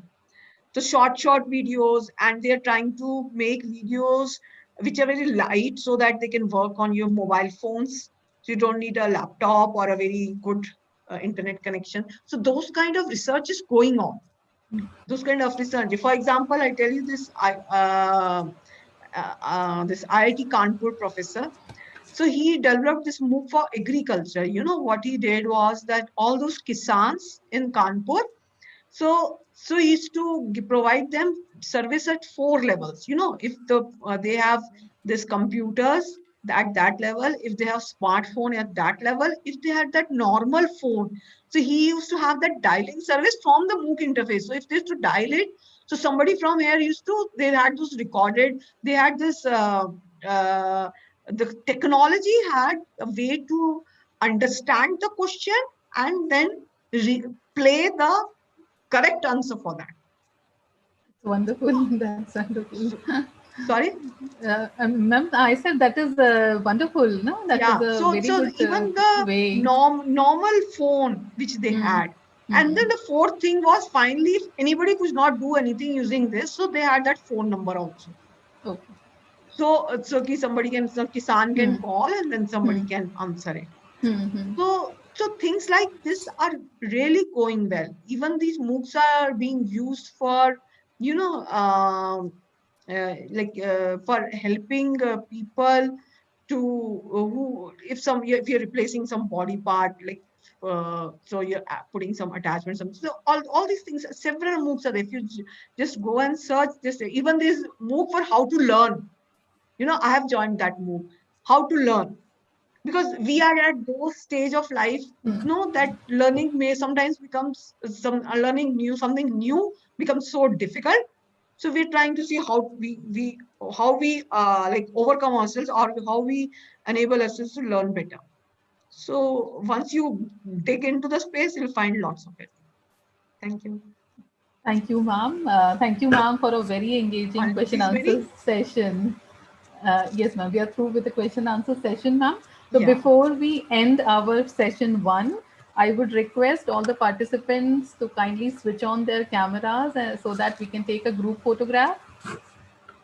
I can't see. How do I see I can't see on my thing. Ma'am, you can pin on your name in the list of participants. But my thing is coming only as a bar on the upper side. Ma'am, you can change it to the gallery view. Video setting, nahi. From the view option, there is a tile bar, right hand top corner. So from there, you can change it to the gallery view. ये पता नहीं ऐसा क्यों.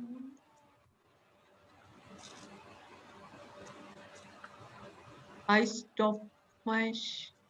Ma'am, you can stop the screen sharing also, ma'am. I can't stop share. Okay. Yeah. Now I can see it. Yeah. So now we can take a group photograph with all the participants and our invited speakers.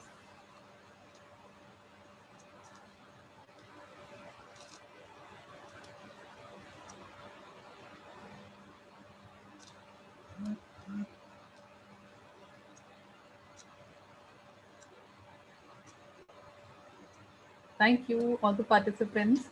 Now you all may please switch off your cameras. Hi, Anita. Nice to see you. Hi. Vimal. Oh, yeah. We myself and we were together in IRRL.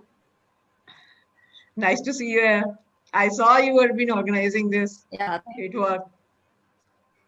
Yeah, we are the co-organizers. Yeah. Maitreyi College. Great. We welcome Dr. Hi, Dr. Vimal, Bakshi. the speaker, and Dr. Bakshi in the session 2.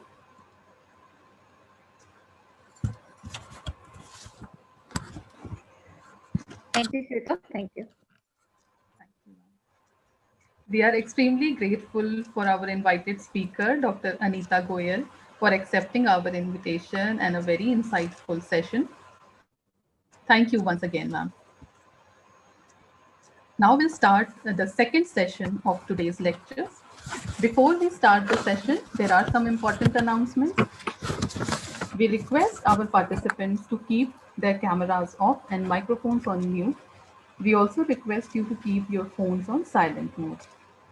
All the queries related to FDP can be sent to the official email ID onlinefdp@maitreyi.tu.ac.in. Our technical support will be floating the official email ID in the chat box for your convenience. All the participants are requested to post their queries in the chat box. Kindly write #query before you write your actual query. To view the presentation or the speaker, pin or click on the name of the speaker that appears in the list of participants. Filling up of attendance and feedback forms for every session is mandatory for all the participants. In today's lecture, an attendance and feedback form for session 2 will be posted separately in the chat box during the lecture. It is compulsory for all the participants to fill both the attendance and feedback form for the upcoming session. And every participant can take leave for only one session, that is 90 minutes out of all the 7 days. Thank you.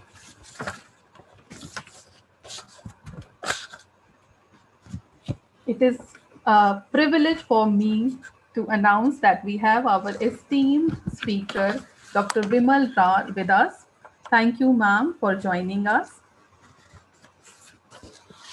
Dr. Vimal Raj is a senior chemistry faculty at Shri Guru Tegh Bahadur Khalsa College, University of Delhi. As Joint Director and Project Head of Guru Angad Dev Teaching Learning Center of MHRD, she has trained more than 25,000 teachers, and as Deputy Director of Center for E-Learning, SGTP Khalsa College, she has developed more than 50 MOOCs in 4-quadrant format for Swayam platform. As a leading e-learning expert of India, ma'am has made a mark at the national level in various activities such as development of e-content, teachers e-kit, MOOCs, empowerment of teachers in ICT skills, introduction of newer teaching methodology, etc.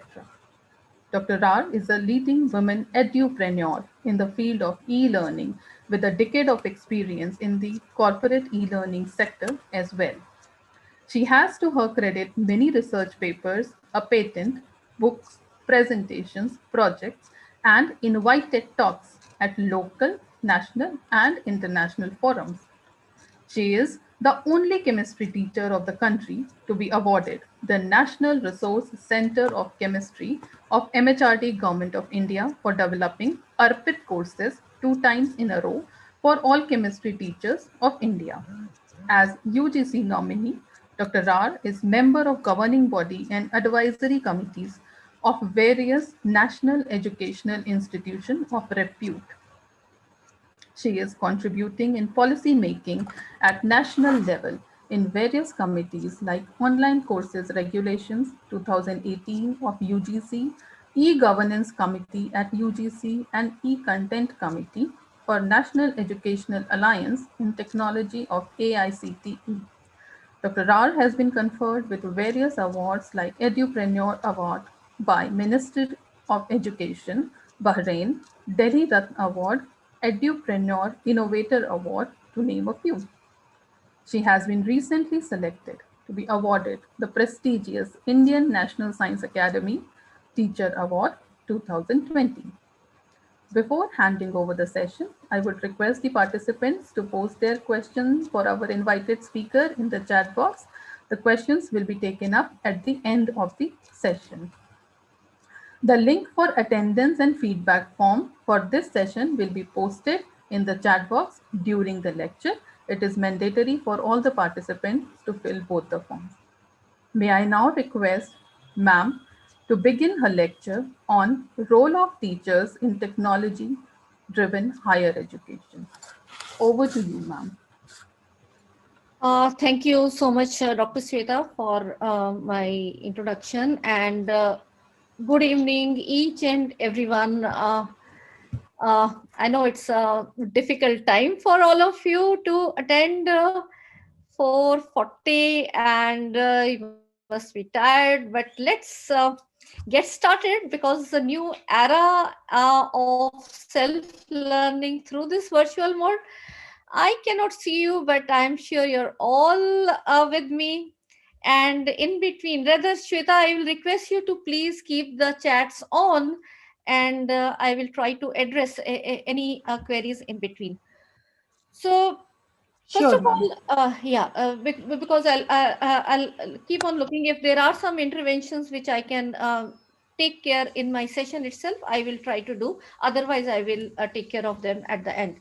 Definitely. So, welcome each one of you. And first of all, what I will like to say is, before I start my session, is that what I will be sharing is a continuation of Professor Bakshi's lecture yesterday, and working as a team under his guidance, starting at IEEE, then university, decade ago, where we have created a model which was appreciated at the national level.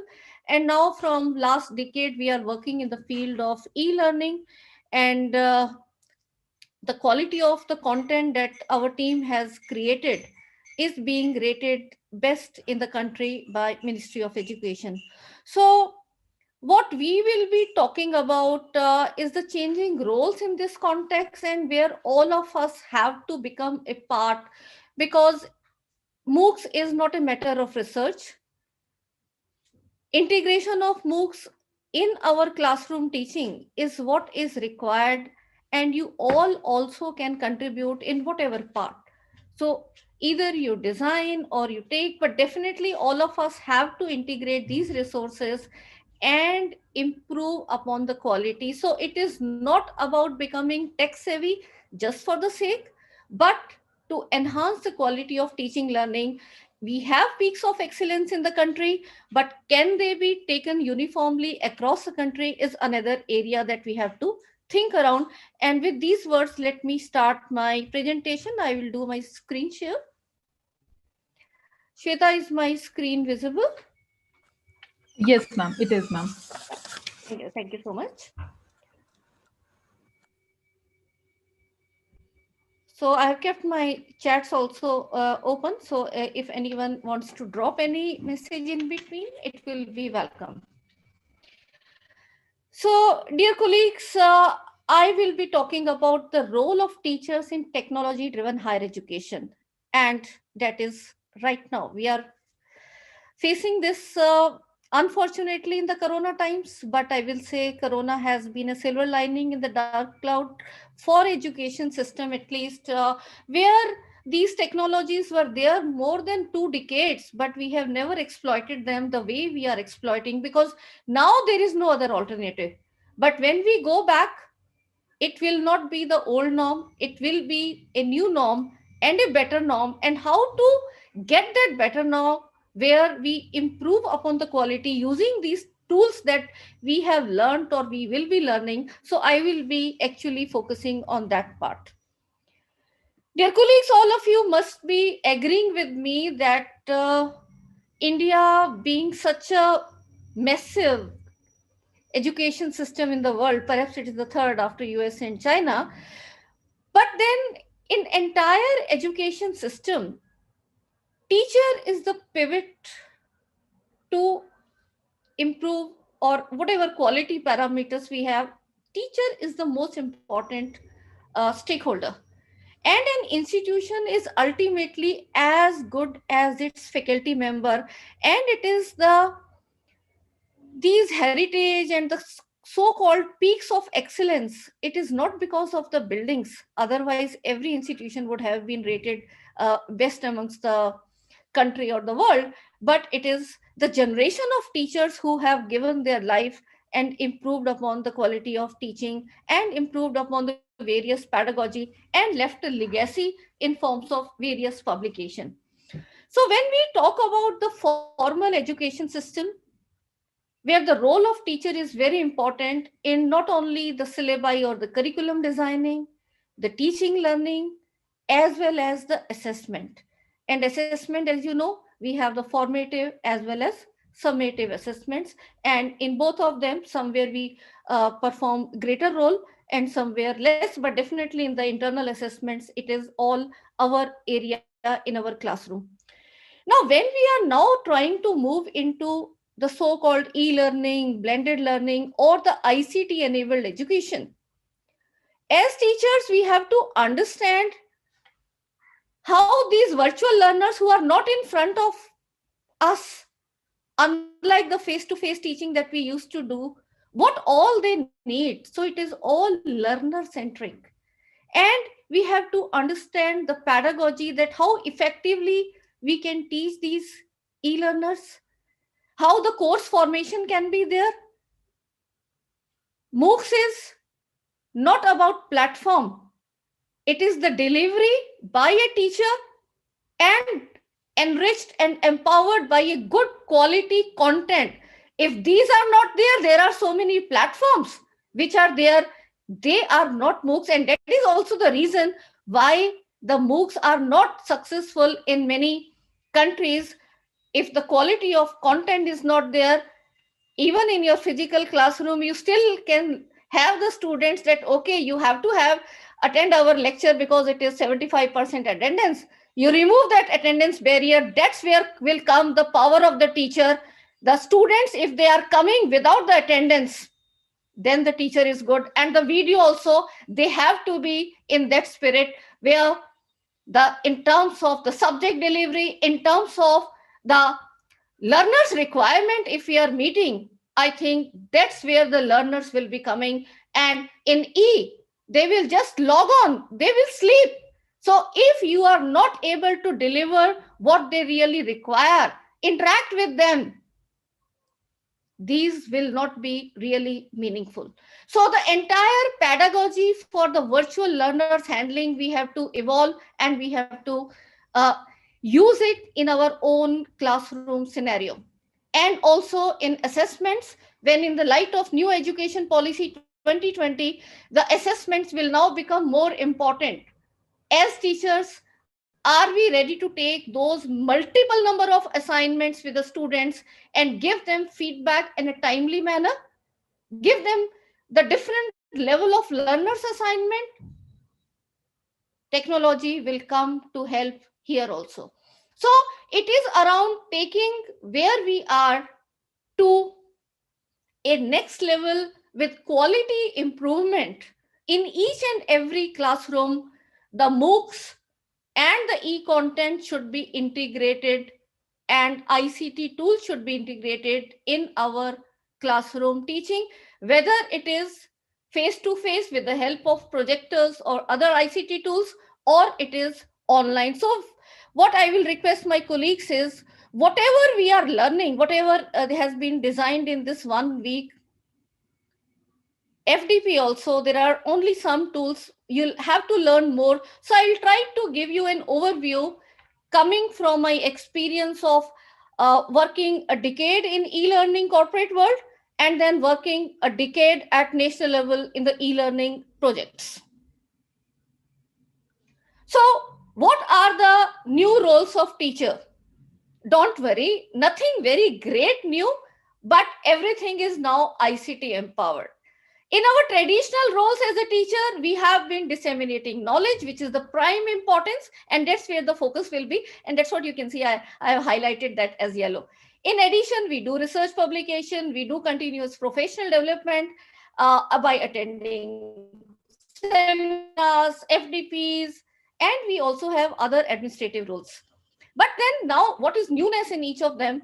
Newness is everything becomes ICT empowered, and we should use the tools which are saving time and giving us more professional space, making us more smart to handle the nuances.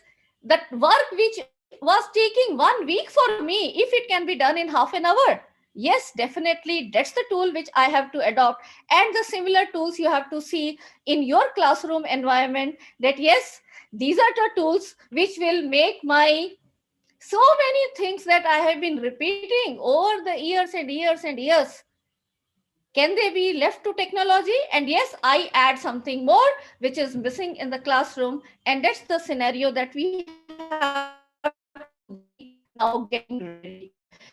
Before I talk to you about what the roles and what skills we have to, I will show you the glimpses of our Arpit program, which is on YouTube.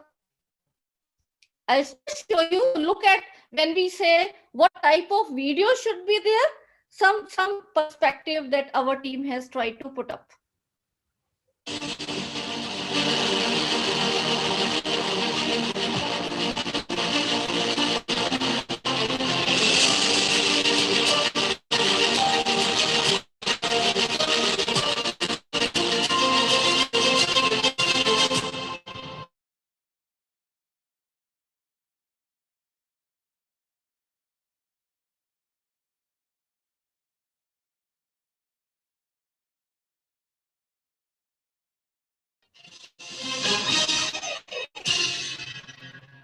In the year 2018, the Nobel Prize in Chemistry was awarded to 3 scientists, as you can see here: Francis H. Arnold, George P. Smith, and Sir Gregory P. Winter. Next news is about researchers convert carbon dioxide into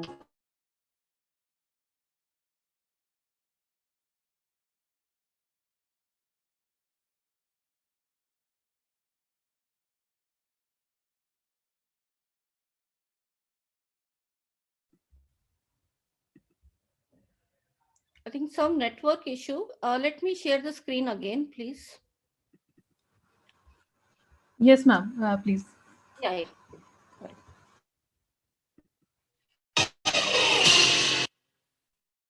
We all know that there are three key players in any teaching and learning situation.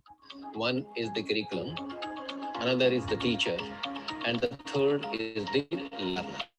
But before we design the curriculum, there are four fundamental questions that must be answered by us.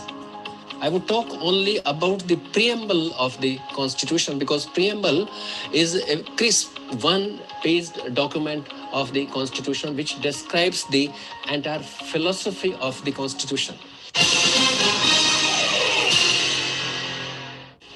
Hello, everyone. The title of this module is Understanding. In our universities and colleges, we teach quantum mechanics. But somehow, our experience shows that quantum mechanics is still a phobia for both teachers as well as students of chemistry. Now, the next question is, what is the role of quantum mechanics in chemistry? You know, there are three fundamental problems in chemistry. One is structure, then we have bonding, and also reactivity. We prepare our own turmeric paper. Raw turmeric is readily available.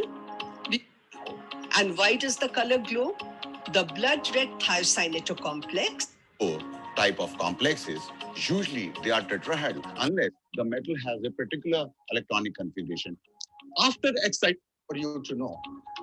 So let us start to look at the Most famous experiment which was carried out by Sir Ernest Rutherford. There were limitations of this atomic model, and as you are aware that those were over Units, namely second, meter, and I'll request Shalini to please don't write on the screen.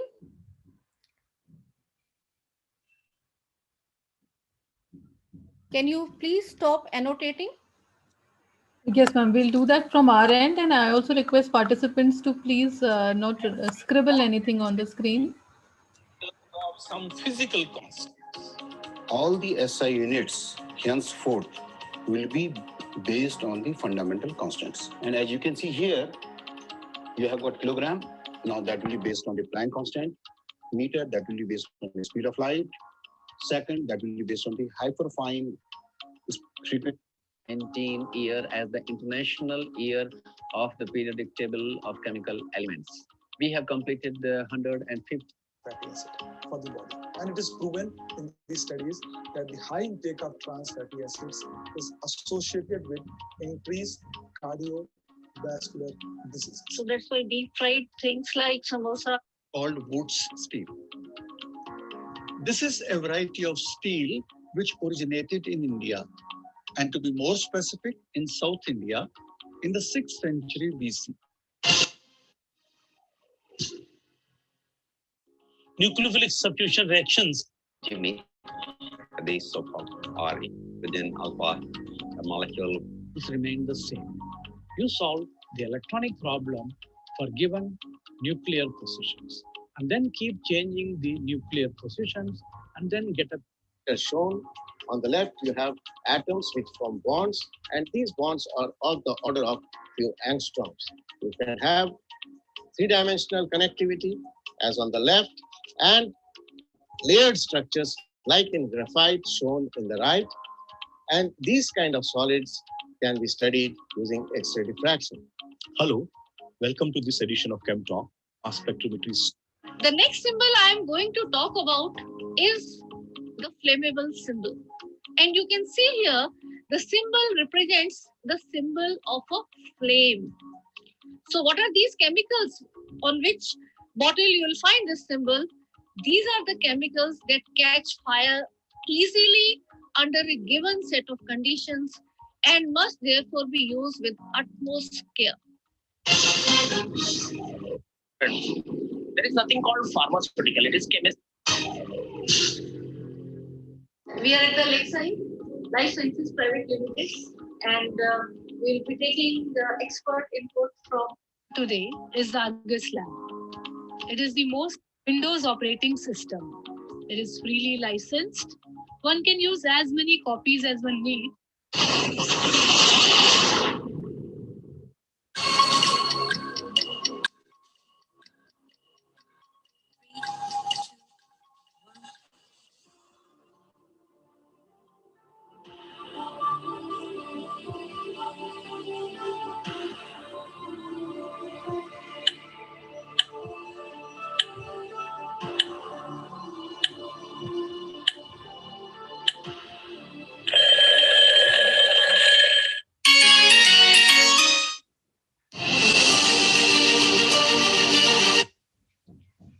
So let me now talk with this video I have tried to given you that in our MOOCs, in video we have tried to use the different technologies, whether it is the screen capture or it is the chroma recording or it is a speaker video or it is going out and carrying out the interviews with the experts, outfield videos, animations, and what not to say. So it's a new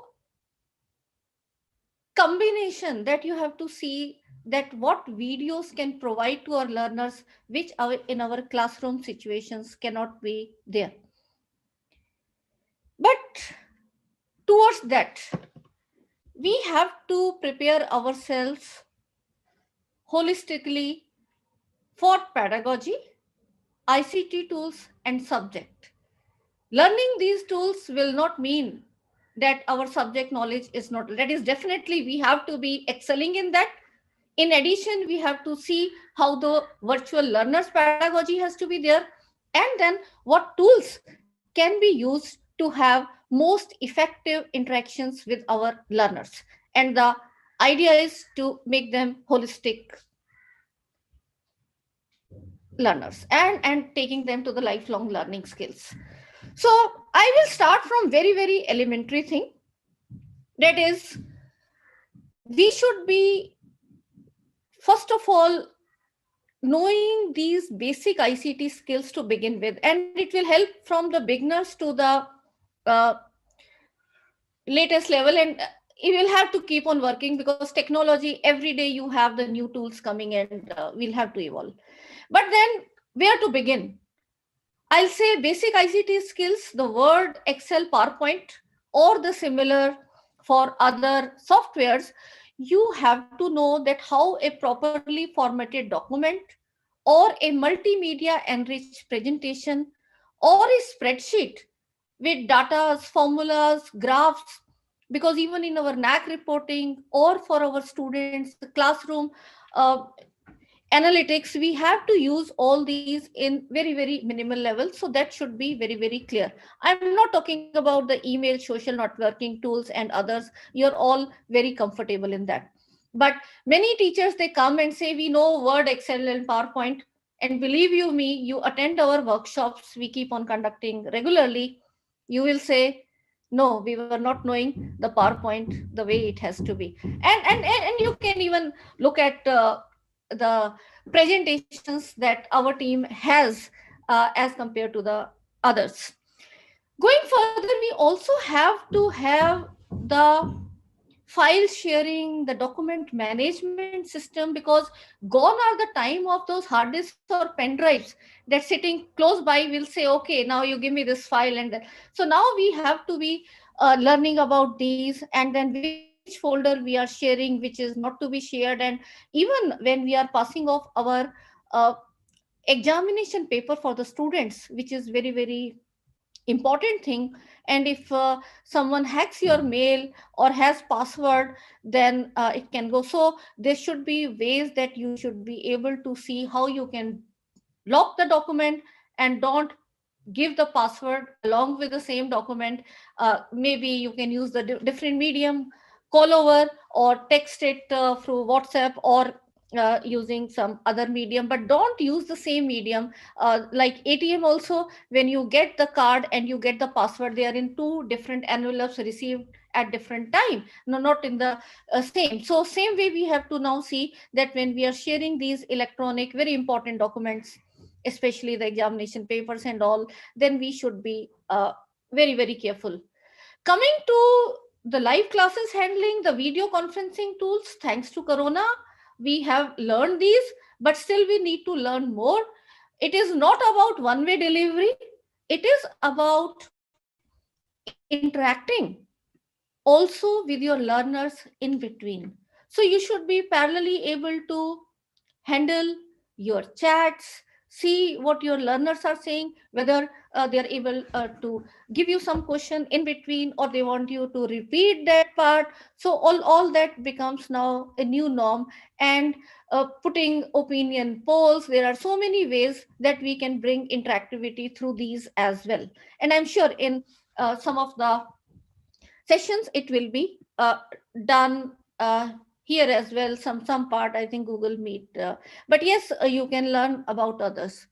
Now coming for tools for our classroom delivery.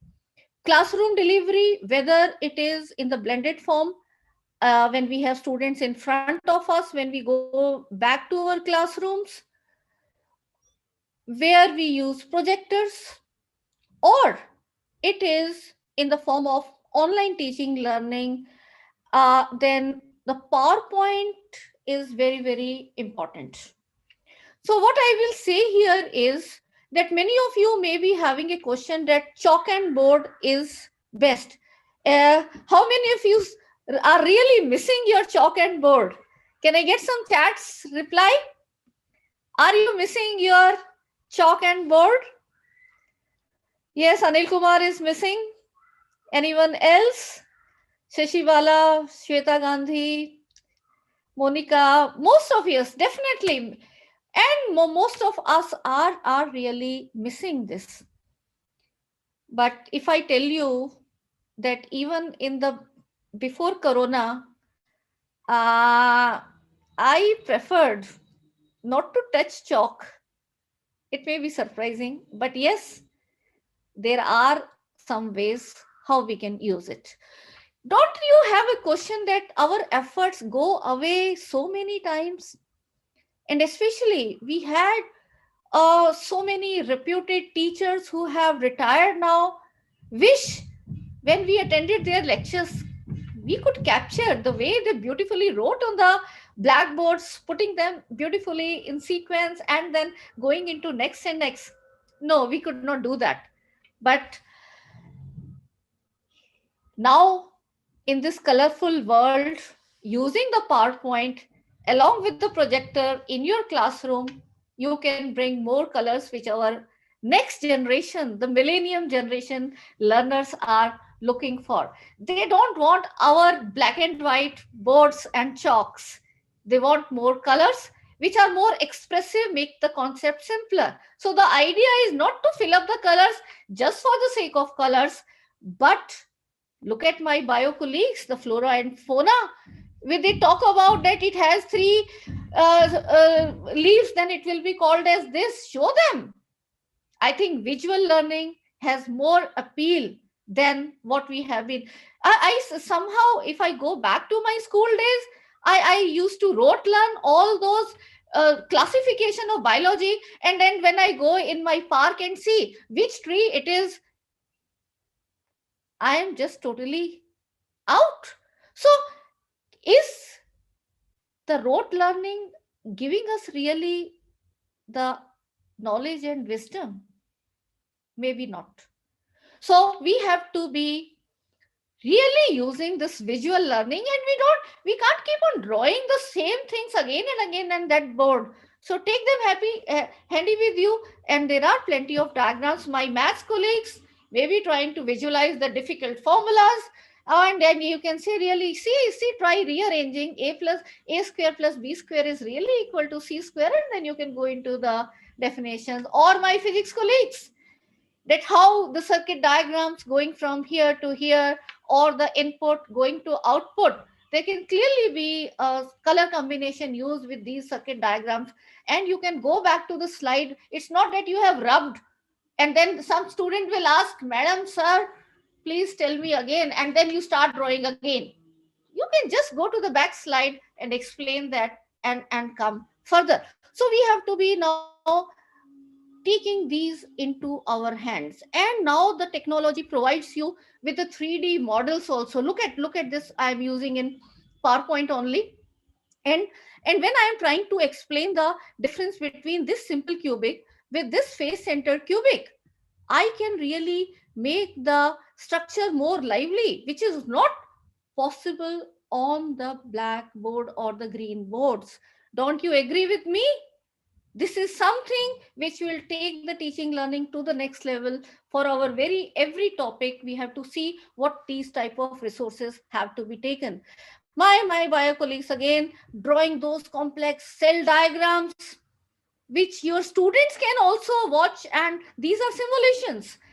And you can, the DNA structure and all, when you talk about the helical, the 2D may not be able to give you that visualization. The 3D definitely has the potential.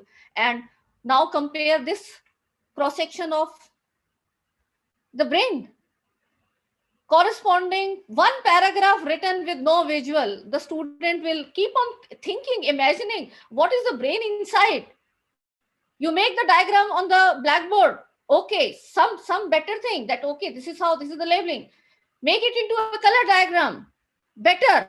And now even better when you have a 3D model where it can be interacted by the student on his or her own, even after your class. And while explaining, you explain with these.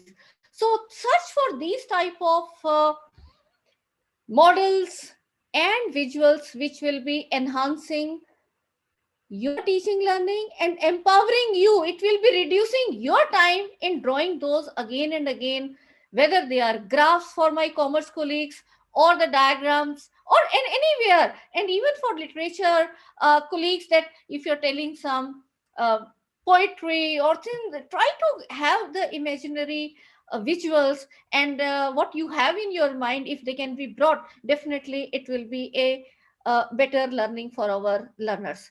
And some of you still think something left for the chalk and board. Can I get some responses? Some teachers like me may say, the way we write on board is something which our students understand.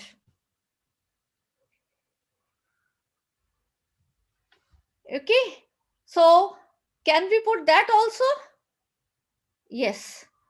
That's where the screen capture tools and interactive board softwares and the combination of hardware with your software, you can create these type of videos and use it in your PowerPoint with audio muted, and you can share it with your students in your own learning management system, where students can watch again and again and again.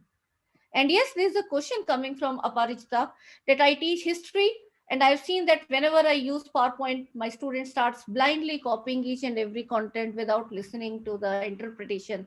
I fully agree with you, dear. And that's why I say, just see what I am saying and what my slides are having. Can you find a difference in the PowerPoint, the way I have presented? PowerPoint means it is power to the points. You are subject expert. Just put the points where you will be elaborating. Don't put everything. Otherwise, your students will say, madam, sir, we don't need you. You give us your PowerPoint. So don't make PowerPoints replace you. Make the PowerPoints empower you. Make the PowerPoints empower your teaching learning. And that is the way you have to be integrating these. So less text, more visuals, more animations, more videos, and with your powerful speaking skills and your connectivity with the students, that's where the new teaching learning pedagogy lies. We have to become better communicators, better presenters, and these tools become handy to us. Another very, very important and new role coming to us is many of us will like to be involved in developing and delivering MOOCs and online courses. And let me share you this Gazette notification.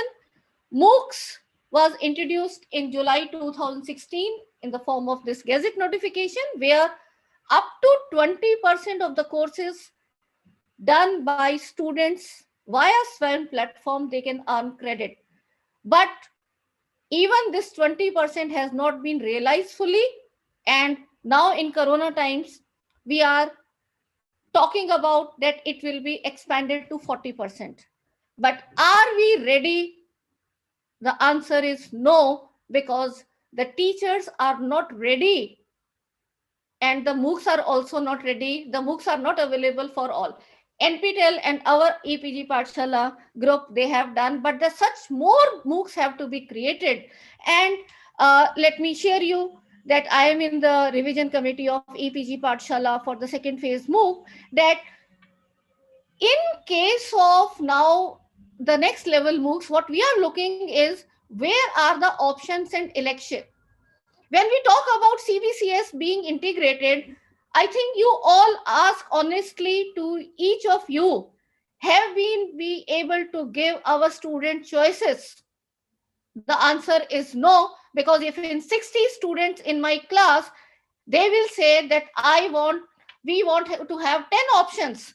No, we are not able to provide you more than 2 because of workload, we don't have this expertise. So can we not exploit the CBCS in a fully way that wherever the electives and optional courses are to be given, they can be given and we can give the variety. And even the National Education Policy 2020 talks about the interdisciplinary, multidisciplinary approach. How are we really going to do that? MOOCs can be one of a very good option which can provide flexibility to learner, that even a Goa university offering a MOOC in fishery, if the student is interested, can be taken sitting in Delhi or Calcutta or Jammu. So that is the type of transformation that we are trying to look in our education system, in every classroom as well as holistically to the education system and to our country. Another Gazette notification which I like to share, where this regulation, I was the member of this committee, where we have created this fully online courses of program regulation 2018, and many universities can now start with fully online courses, and there are quality parameters which have to be very stringently met, and then and only they can offer these. But then who will offer these online courses? Who is going to create these online courses? You and me. We all have to now be prepared around that. How it is not that from university point of view we just make and use the technology and say, and there will be like after 5 years they'll say, oh, they were not good feedback. Again, we will be churning out degrees and not really the good qualitative improvement. So it should not be that it is online, just the face to face or the open and distance education, which has become a second rated thing. Maybe in vision it was not so. Can that also be improved with the online courses? Yes, definitely, but that will be possible only and only and only if we are not talking about the platform, we are not talking about the technology, but we are talking about those mad teachers who will use these technologies to prepare quality content which are learner centric and trying to change the life of that very particular learner and massive learners, and that will be covering our entire population. So are these types of videos that we are really looking for? I will request all of you, enroll in around 8 to 10 MOOCs which are on Swayam platform and do the survey on your own. Because when you as a learner are not finding that quality good, why will your students watch that? You may be doing it forcibly that for 2 credits you have to take and they will rote learn for examination and get the scoring, but that will not be real learning. So if we can attract the students, yes, this is a good quality content, then definitely they will come. And that's where these are the top rated MOOCs which come. And many are flopping because the quality of the content is important. The platform is common, the cloud is common to all of them. So just writing on the board and capturing will be putting the quality of the speaker at the same level and not taking into next. And now there are benefits. You may say that yes, in addition to part of your responsibility, can we also get some academic incentives?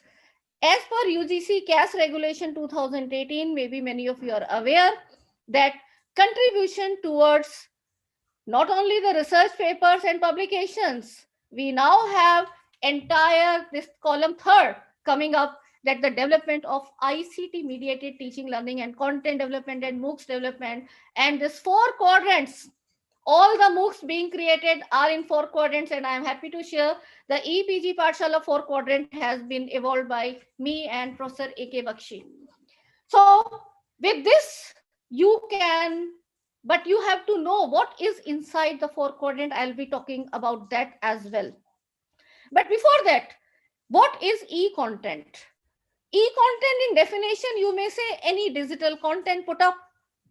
But we are now talking about the multimedia content, where different types of technologies are used and then it is delivered typically through the World Wide Web. One may say, and I have seen many MOOCs where they say that we are not having good enrollments. They are just putting the text, graphics, PPTs and scans of book. Is this the learner is looking for? Okay, it is something. If he or she is not getting any print medium, they will go because it is providing access. But no, that is not giving you a better quality video or some other interactive material, then the learning is not happening the way these technology can really do so, and they have the potential to empower. So now I will share that there is a term which we have introduced is a static content. So anything which is digital but yet printable, we call it as static content. And the static content can be converted into e-content. But e-content, if you look, it is, yeah, it's very animated and all, but let me warn you, the visual impact is amplifying.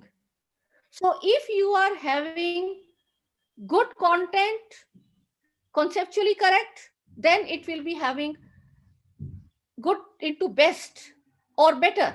But if it is conceptually incorrect, then it will be making it worse. Anita Devi, please, thank you. You have put your audio on mute. So we have to develop these sense also in this platform. I know you're not there, and accidentally it may be coming into audio. So as teachers also we have to learn and then get adapted and tell our students or learners that yes, please help me with putting your audio mute. Okay, so coming back here, that similarly, you may be just writing on the board, but if it is not added with the multimedia enrichment, the deep concepts which may be made clear, then obviously it will be of not so much use. So what is required is we should be having subject specific requirements along with the technical specific requirements in a judicious combination, and that is what is going to give you good quality e-content. If I can request regarding feedback, you can interact in your chats. Please be focused on the chats in my session only. That will be beneficial. Thank you. Thank you, everyone. So another thing is, I will like to say is that when we are designing this e-content, it should be having all those features which makes the self-learning exciting and interesting.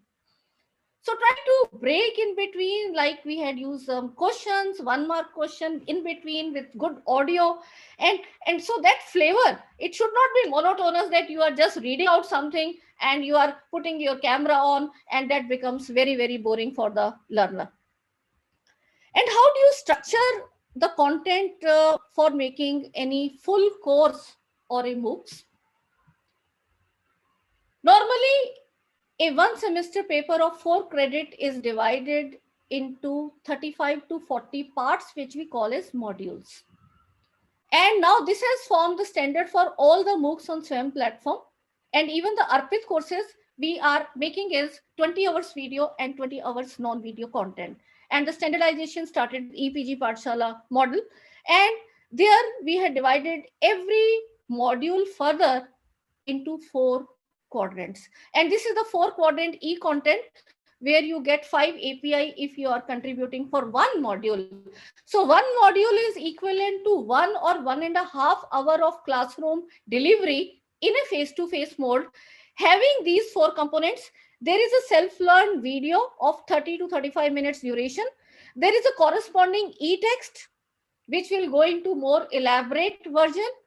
There are questions, subjective question as well as objective questions, and objective questions have feedback. I've seen again many MOOCs, they simply say this is correct, incorrect. No, why this is correct, why this option is incorrect is more important, because otherwise the students performing through these technologies will give you a WhatsApp or a otherwise way message. Why was that question this way? So you should be giving proper feedback that why this particular option is correct, why this is incorrect, so that the self-learning and self-assessment is taken care without not much intervention from teacher point of view. But that is definitely required when we have discussion forums and others in MOOC. So e-content is without the teacher and learner. E-content is just these contents in different form. It may be text, it may be video, it may become questions, it may be no more like did you know, points to ponder, some common misconception, and this collectively is the 4 quadrant model. But that can be just for 1 module. It cannot be called as MOOC. Where the concept of MOOCs come, it will be the entire course, the learning outcomes corresponding. You can look up in our education system that yes, we can have a 2 credit course or 4 credit course and so on. So entire content put up on learning management system, and there is a virtual teacher, there are virtual learners, and then you have active discussions happening. That is what is MOOC. So MOOC is not a autoploy thing. MOOC, I will not go into the details of this, Professor Bakshi has already introduced, but it is not a autoplay. It is not without teachers. The learners are there. The teachers are there. Rather, there is a concept of teaching assistant. I will say go into the concept of SWAYAM. On SWAYAM platform, there is entire guidelines for making these MOOCs. You will find there is a role of teaching assistant, 1 per 500 learners who can interact with the main course coordinator. So it is not that you can have lakhs of enrollments and then also the poor teacher can take care of the interactions. So that concept also has to be put up really in place, and that's where each and every teacher can help. Also, MOOCs also has 4 quadrant, but slightly different, and you should be aware about this. In MOOCs, there is 1 more quadrant which has come, which is the discussion forum. So what are these 4? Where they gone? You combine these 2 yellow, that is e-text and no more, and you get all the e-text with value addition as quadrant 2. Self-learn and videos are same, and then you have discussion 4. So keeping it simply, you divide the entire course into 35 to 40 parts, which are modules. For every module, you prepare questions, you prepare text, you prepare video, and you put it week-wise on the platforms like Swayam or any other learning management system and keep interacting with the learners, you get MOOCs. So the structure that we gave for EPG Pathshala, we have divided one MOOC into total of 15 weeks, where there are 13 weeks of self-learning and 2 weeks where revision and assessment is there. So first to 7 weeks, there are self-learning weeks. Then we are giving break, because if there are some late enrollments, these students can be taken care. And then later on also there are modules put up. And again, when you are designing such course, then also you have to be very clear in the beginning, put only less modules and slowly increase the pace. So that is another pedagogy that has to be seen. Look at this example, and all of you can enroll in my ongoing MOOCs on ARPIT in chemistry. So that is there. You enroll in others also in your own subject, and you will try to see, compare, and see the structure of many MOOCs, how it can be done. So for every week we have put up quizzes, like module, there are 2 modules in week 1, then we have quiz, then second week there are 2 modules, then quiz, then third week we are putting 3 modules and quiz. So gradually we are increasing and then taking it further. And obviously you get recognition as the national level teacher, where your profile and everything is visible. My some of the participants of ARPIT Chemistry 2018-19, which we have successfully touched more than 8,000 teachers in ARPIT courses. This time also the enrollment is going on, and almost 3,000 have already enrolled. The examination is taken by National Testing Agency, so it is 3 hours paper that has to be done in a proctored environment, and that is done by National Testing Agency.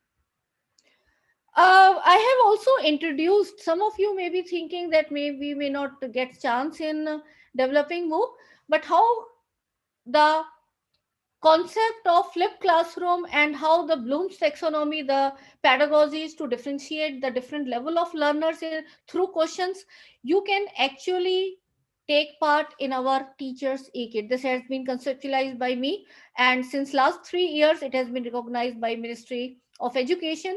Many teachers are contributing, and now I have opened it for all the subjects, so you can form the groups and prepare the teachers e-kit. So these are the modules for teachers. That is, when we talk about that, how some activity based learning has to be brought, how the flipped classroom video has to be shown, and then what has to be discussed in class, in every topic, in every subject, you can come out and enroll and see. Not only you will develop yourself as a better teacher, but you will be able to help other teachers also. So if you think that this particular topic I know the best, you can prepare your flip video and these 4 quadrants and submit, and this will be recognized for your API publication. But then for developing MOOCs or e-content or teachers e-kit, we have to be knowing the audio video tools as well. We may not be having professional studio, some those who can get access or get good projects, well, go ahead. But then even for that, you have to have some skills, some know-how, so that you can guide the technical team that what all can be done. And then only then you'll be getting idea. Otherwise, the technical team, it's easier way for them. Okay, sir, madam, come record, we'll on the video and off and give you the way. But where all the visuals, where all animations can come, all that has to be visualized by us. And that's what the change as technology, knowing teachers, we can really enroll and contribute to the better. Yes, Rajesh, I will take these questions later on. I think I still have time. I'll give 15 minutes more to the presentation and take this question. Okay, now coming back here, that when we are now going to an era where we will be developing online courses, we'll be developing MOOCs, and my younger generation colleagues, you have an exciting phase ahead of you, and for my senior colleagues also, because it is going to be a combination. It has to be a team work. teachers who know technology and teachers who have rich experience of the subject. We have to work in collaboration, but then the videos we have to prepare should be helping the students in self-learning. And I will say it is now a challenge that we are to prepare Hollywood or Bollywood type of videos. Why not? But then we are not getting 100 crore of budget for 3 hours. Please, that's not the type of funding. Even in MOOCs that you get, we got 7 lakhs for 35 modules, 20 hours of video, where entire studio setup, authors, reviewers, putting team, everything right from scratch. So this is a double challenge now, preparing educational video of good quality. And when you talk about simulation, they're even more, because the more the animations, more simulation, that becomes more cost intensive, because the technical team, if you hire, then it has to be taken in that very particular mode. So we have to put our, we have to imagine that yes, we will be speaking, and here this video will come, this animation will come, this visual will come, and some difference we have to try to use. And we should be doing maximum use of the different type of technologies. And many times there is a question which comes, and many people now say that shorter video is good. I will say it is the quality which is good. Have you ever noticed that even for a 3-hour video in a Hollywood or a Bollywood movie, we never, sometimes we don't even take break, or at least 1.5 hour, we are not even drinking anything. So is the quality, or if the movie is not good, within 5 minutes will come out. So what is there keeping you glued is your viewers experience. So what you need, if you are getting there, definitely you're going to stay. So 5 to 15 minutes video is good idea. Definitely I agree with that. But then what 1 minute ad can say, not even 30 minutes video can say many times. Look at the ads. So we have to be now creative and looking it into this perspective, that how creatively we can use the shorter or longer. But then for higher education, sometimes we are not even able to complete that very particular topic. So it is that we decided that 30 to 35 minutes is what we will be looking further to. So videos smaller or bigger, ultimately it is the quality which is going to matter, which you have to always keep in mind. In our Arpit, we had introduced this module, first module, Chem News, where for entire last year, whatever happenings in chemistry world, we shared. And I have seen the statistics, because logging in, you can see these analytical tools, that the viewers have watched this in one go, 90% of the viewers, without pausing. And so if your module is really good, your video is good, then definitely it is going to play. And now there are technologies that in between videos also, you can put questions, you can bring interactivity, and that's how you will be able to make the learners glued, even if it is a longer video. So technologies are working around this, and these can be converted into. So this is our studio where we do audio video recording. But then while recording, we also have to learn the nuances of how to face the camera. Many times more now, recording after more than 5,000 videos, maybe I've stopped counting.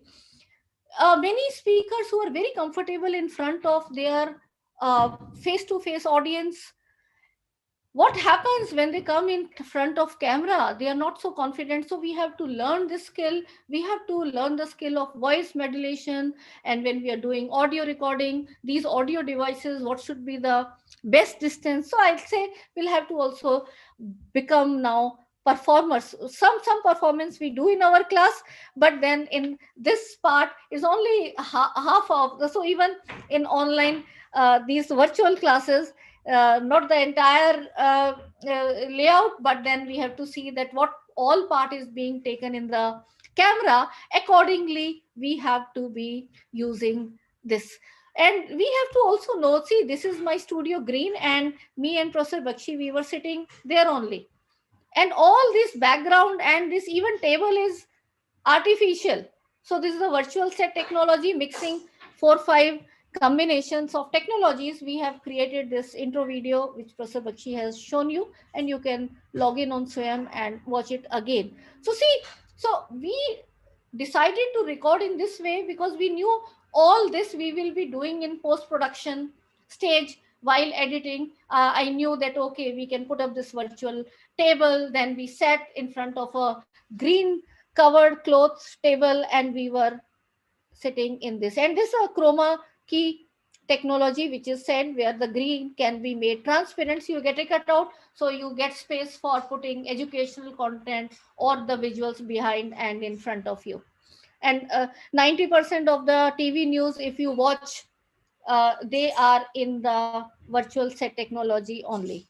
But while doing so, we will have to be very, very cautious when we use these visuals, when we use the text, then it has to be copyright free. It has to be our own intellectual property. We have to avoid the plagiarism. So testing before, it is not that you take some published book and start reading and create your video and say it is my own intellectual property. No, that will be copyright infringement and will come into plagiarism. So I suppose there is a detailed session going which will be covered on this aspect. So I am taken this part briefly.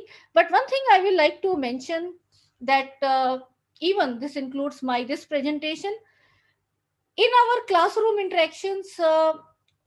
Even if we are doing as a part of duty from our institution, and many times we are now doing the recording and putting it for our learners, this is not entitling the institution to use it forever and kick you out of the job. So this is your own intellectual property, and you can please put a disclaimer that I am allowing this only for this batch of the students, and next batch I will be improving. Always teachers, they keep on improving, and that is the spirit with which. And same way, my request to Maitreyi College is this lecture can be given only for this batch of learners and not shared again. So we have to also use these plagiarism checking tools in our assignment checking. When the students are submitting, that we should be immediately able to use them and give them feedback that no, you have copied and now you construct something which is of your own. And we should also be knowing about the open educational resources, the fair use guidelines, the Creative Commons, and so on. And also those now who want to go into their own production of good quality content, they can be storyboard for animations, they can guide the technical team, instructional designing, template development. And in assessment there have to be ICT tools which can be used very, very simply. You can have the interactive questions where it's a new type of questions that you can use in your formative assessment. It is not the rote learning that the previous 4-5 year questions, whatever the student will learn, and irrespective whether they have attended your class or not, can get 90%. So we have to actually come out of this vicious circle and add some better questions, some crosswords. Look at here.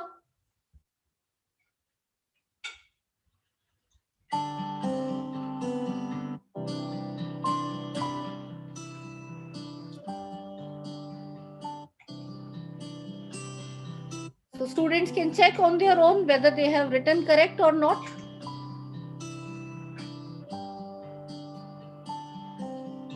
So only this part was correct. It has been retained. Rest has been removed. Adaptive questions, audio video based questions, question bank generation. So all these are now becoming new norms. And the most important tool is learning management system. Swayam, Moodle, My Class, Genomio, OpenEdX, Blackboard, and the Google LMS, they are there. But then you should learn more than 3 or 4. Just compare which is giving you the best features, and you should use them in best way for creating entire course structure, delivery of your own MOOC, You can have your group of students, you can have various assignments, discussion forums, content of various type you can upload, and you can run the analytic. I can see my thousands of learners in just 5 minutes, that who has watched which video or not, and how much duration, which quiz they have attempted, how many times they have attended, whether they have logged in the portal or not, whether they have watched this activity or not. All that can be done in LMS. And I personally support the open source Moodle LMS, which is having quite robust feature. SWAYAM LMS, you cannot enroll as a teacher, you can just enroll as a learner. That is also a learning management system. And rather, you should be now looking for one LMS which is being offered as compulsory by your institution to deliver your routine classes. You can also join the group of teachers who want to contribute, like for national level, you can contribute teachers e-kit with our team, or the state level, some projects are going on, or you can go on your own content publishing as your MOOC. This is the new norm. Very soon, the books will not be used by our learners, they will be videos and the online quizzes. So you should be using LMS, and especially you should be looking and deciding for LMS where the formative and internal assessment, feedback and analysis is very robust. Otherwise, if you're using LMS and then wasting your time in doing out the analysis, that also will not be of so much use. The various forms of quizzes, and quizzes also, when you're designing, you should be able to categorize each level quizzes, and as per the revised Bloom's taxonomy. So that can be done. You can have different types of questions in these learning management system. Just have a look here. The students can write, they can upload their handwritten PDF, you can grade them, multiple choice questions, or look at this interactive video where after some time, unless or until the student has answered it correctly, it will not move further. So this is where the technology is going, and we have to learn how we can integrate in our subject. This bio question, look at the drag and drop type of quizzes.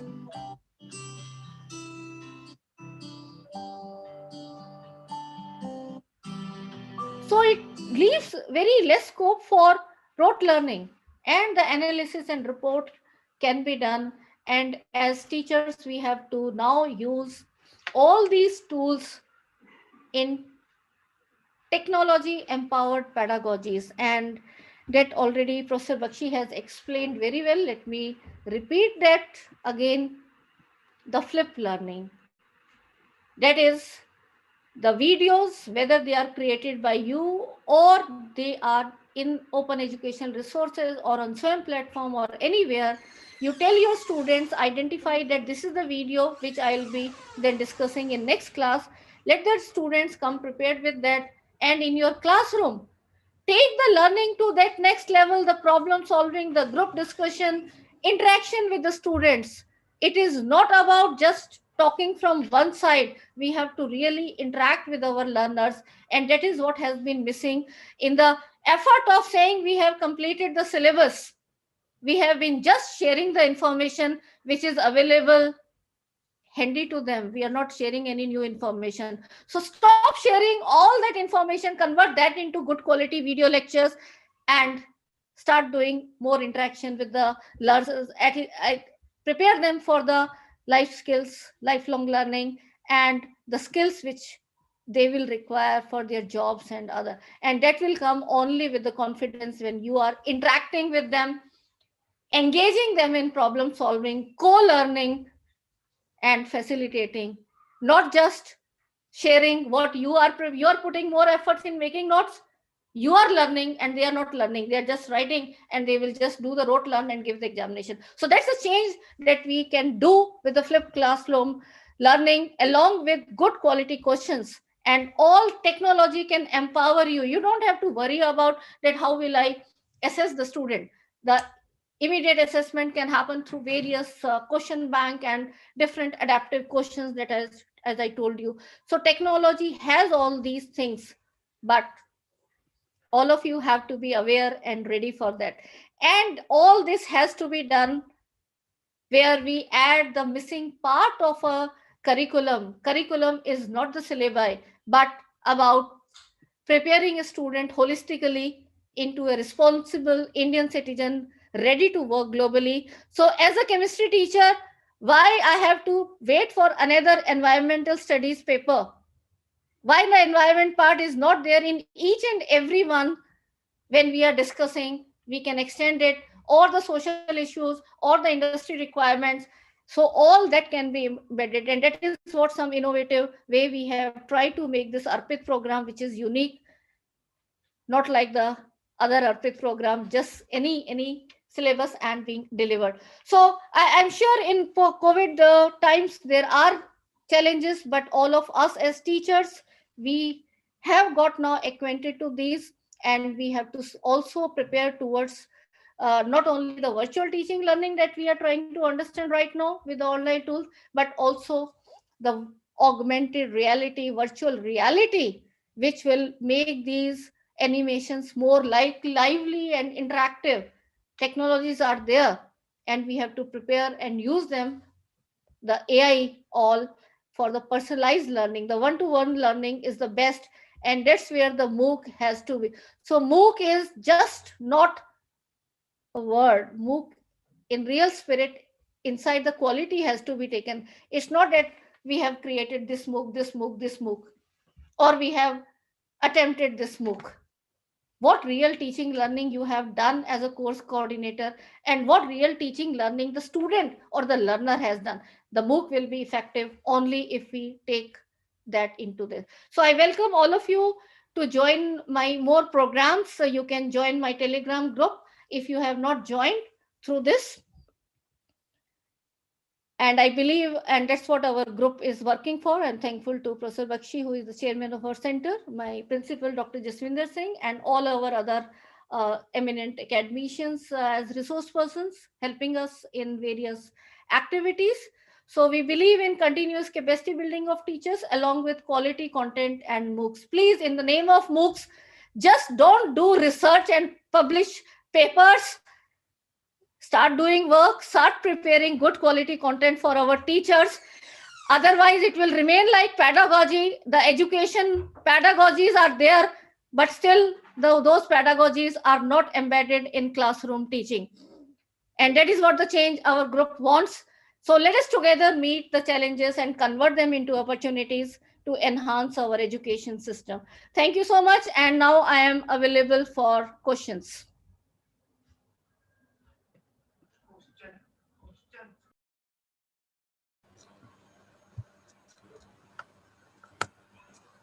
Thank you so much, ma'am. We have questions from our participants in the chat box. So I'll take up ma'am one by one. Ma'am, one question is, how can we take tax paper or maths or accounting papers without using whiteboard or blackboard? I am not told that if you don't have blackboard in the class, but in technology you can use then the whiteboard. But simply whiteboard not, you have to also construct that if there are some graphs, you can keep them handy. So rather than wasting time, sometimes even drawing graphs may not be properly perfect with the X and Y axis. So we can take these ready graphics, and we also train how to make your own graphics. So how different tools can be used to make these graphics, and then you start with the base. Like as a chemistry teacher, I am ready with some equation. Let me show you one PPT of mine, maybe because I can give you a chemistry example. Yes, ma'am.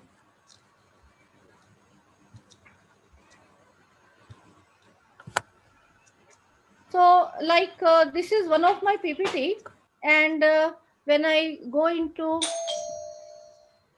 let me go to the first slide. So I start with the interactive model where I go, the students can, and then the students can explore the structure of these molecules. And then I am talking about big equation. I start in small pieces and I am using different color combinations so that the students can relate that, okay, this part is going here and this part is going. Otherwise, many times complex structure, the below average learners, they are not able to understand. So we have to make it right from very elementary level and then go and build up the concept higher. So all the equations, but yes, and then I can use my interactive board pen, and I can highlight, okay, why this part is attacking here or here and so on. I'm not going into the chemistry, but yes, that's how the interactive board can be used on something as a base. So as a commerce, if you have something like graph or some other equation, you can be ready with that and then go into more explanation. Am I able to clear? Yes, ma'am. Thank you, ma'am. Ma'am, there are questions on how we can contribute in the MOOCs. How can we contribute to MOOCs development?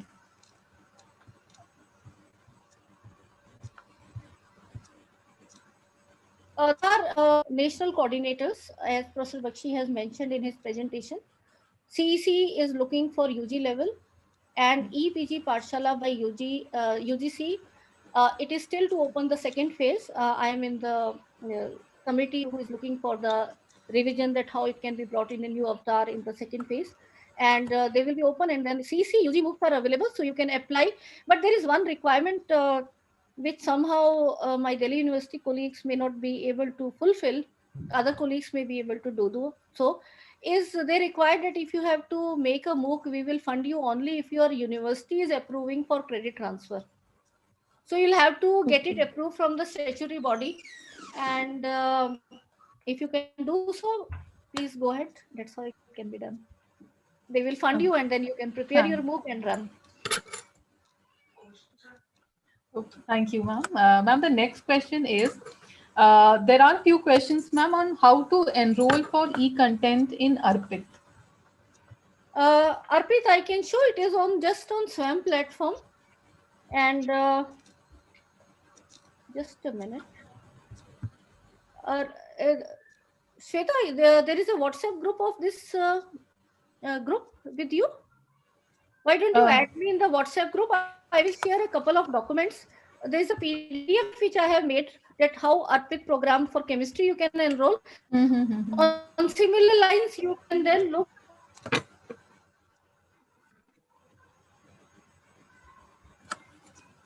Yes, ma'am, sure. Sure, ma'am. Sure, So I will we'll share do this that. PPT. Let me show it to you. And here we have explained that, okay, where it can be accessed, and then in the last slide I have given the steps for registration.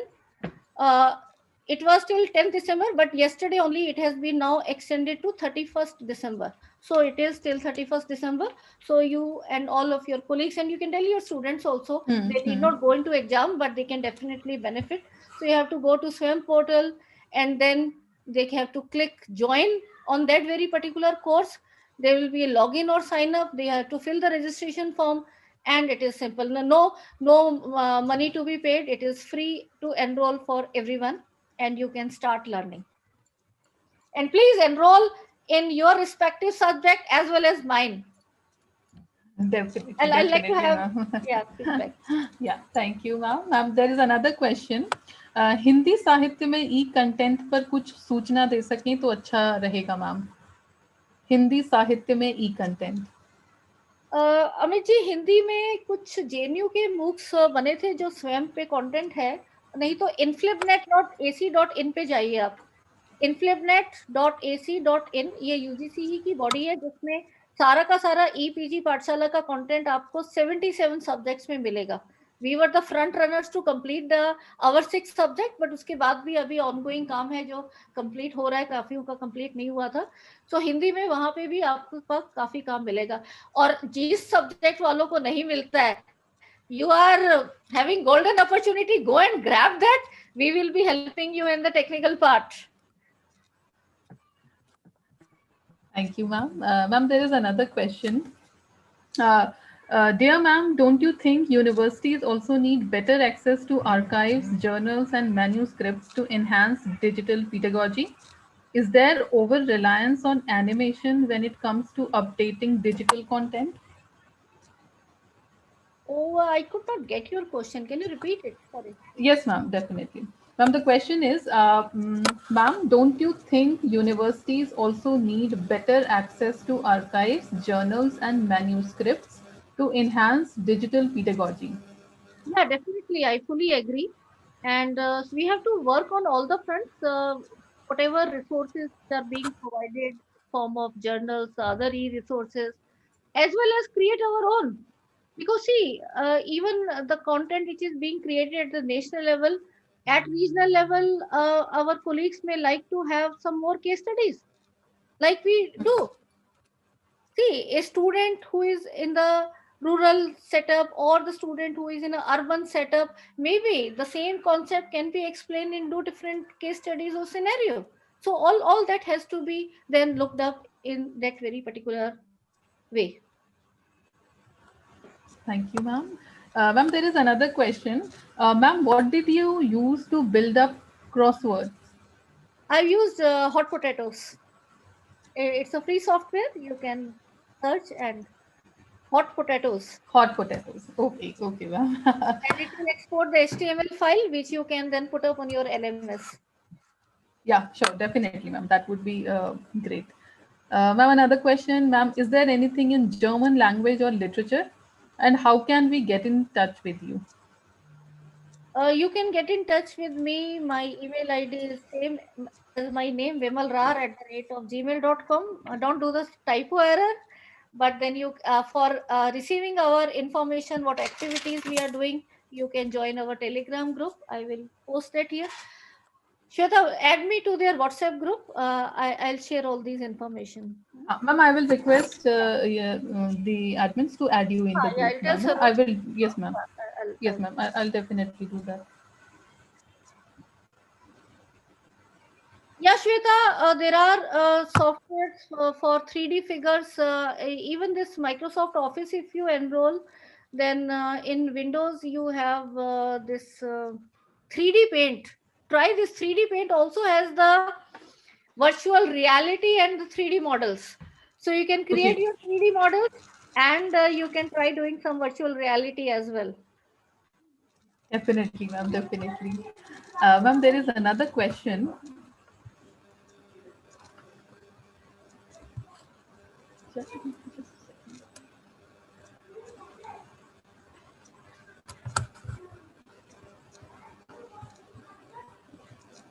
Ma'am, the question is, what is your opinion on the need of educators to become more interdisciplinary in their teaching approach? For example, we don't have subjects like community health, that is an emergent field of research. So what is your suggestion in this regard? I fully agree with this point. And if you recall, in my last slide, I told that as teachers, it is our responsibility not just to teach chemistry, physics, maths, commerce, Hindi, geography, history, and all. Where it is getting applied, I think let's stop doing that information sharing, put it into videos. We are wasting our time in sharing that thing which is readily available on a Google search to our learners now. And we should give them group projects where they can go into community, find out what problem, and then solve those problems. Even if they are not able to solve, let them start thinking around these, be aware about these issues so that they are sensitive to this further. All these are very, very important. Look at corona is not a biology issue, it is social issue, it is economic issue, it is a science issue. So all is, as I told, usually when I go into interdisciplinary and multidisciplinary detailed sessions, it is not about that we are teaching them this is yellow, this is blue, this is red, but real world is a mix of all these colors. Entire new mix everyone is getting. True, ma'am. Very true. So these are not the questions which can be solved by the previous 5-year question. Each and every human being is getting a new problem in his or her life. We are not preparing them for that. We are blessed ones, those who are permanent in university system, but our students are not so blessed. If they are going out of the job scenario, are they ready to have that stress management? No. So all these is not, you will not require a different psychology teacher to be teaching that. In your own way, when you're dealing with problems, this is your own.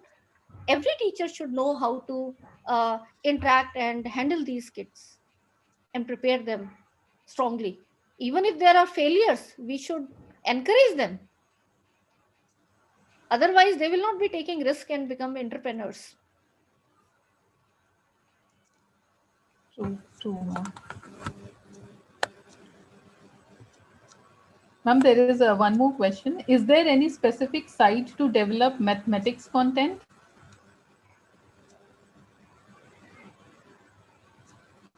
Mathematics content, There are ma'am. softwares you can see, but content, if you want to publish in your own name, you will be developing then. Content publish, as I told you, there is tools which can enhance, which can help you. So if you want to make a graph from some equation, yes, there are software, graph plotters are there. There is a Mathematica which is there, where you can have 3D animated graphs also. That part can be embedded in your content. But content cannot be generated. Had that been possible, we would have surplus good quality content, but it is not. And a sea of content is to be created. But we should not create that junk. We should be developing good quality content. Yes, ma'am. Ma'am, there is another question on. Okay, so there are more messages here.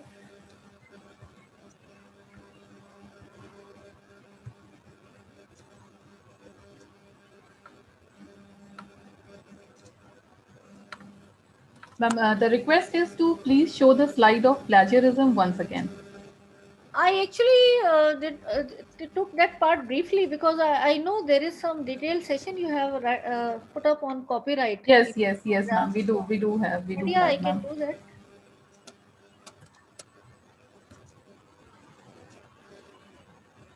If you attend some of our webinars where I talk about the detail that how plagiarism and all can be used, integrated in e-content and MOOCs development, and even in our classroom scenario, we should be. So,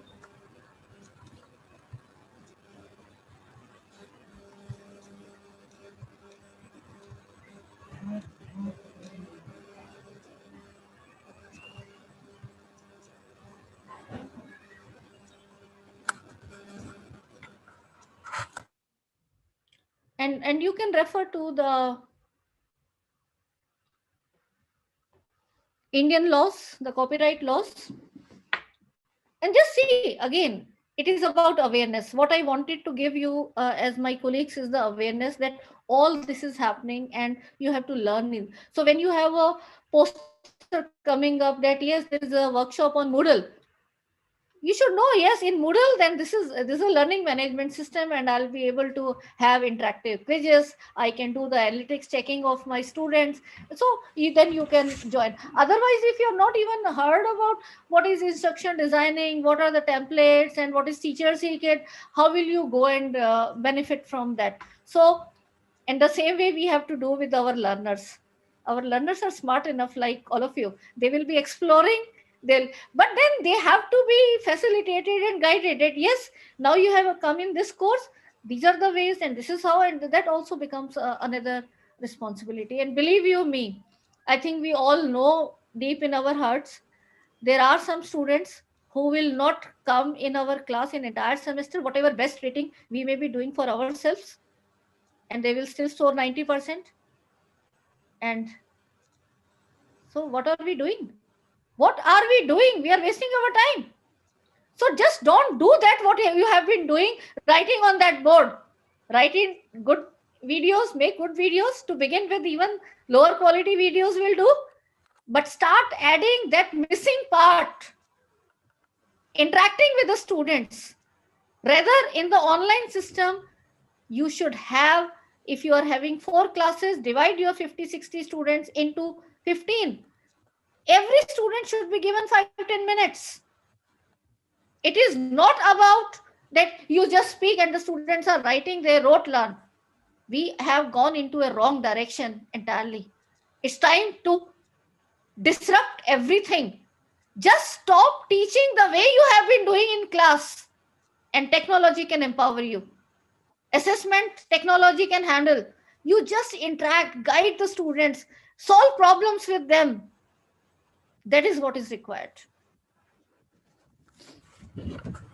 Thank you so much. Anil Kumar, I'll tell you, Anil, we have to meet the learning outcomes.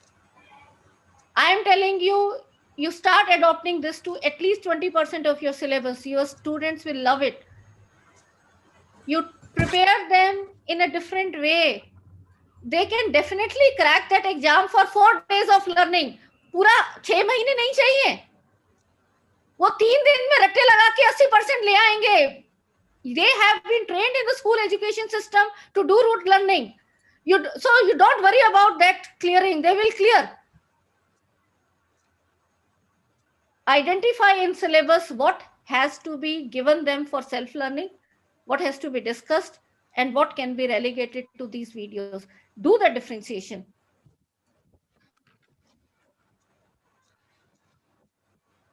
The change will come then. And that is what is the flipped classroom model. And that is what is NEP 2020 envisioning. Simply putting that, yes, from NEP 2020, from 2021, we are starting.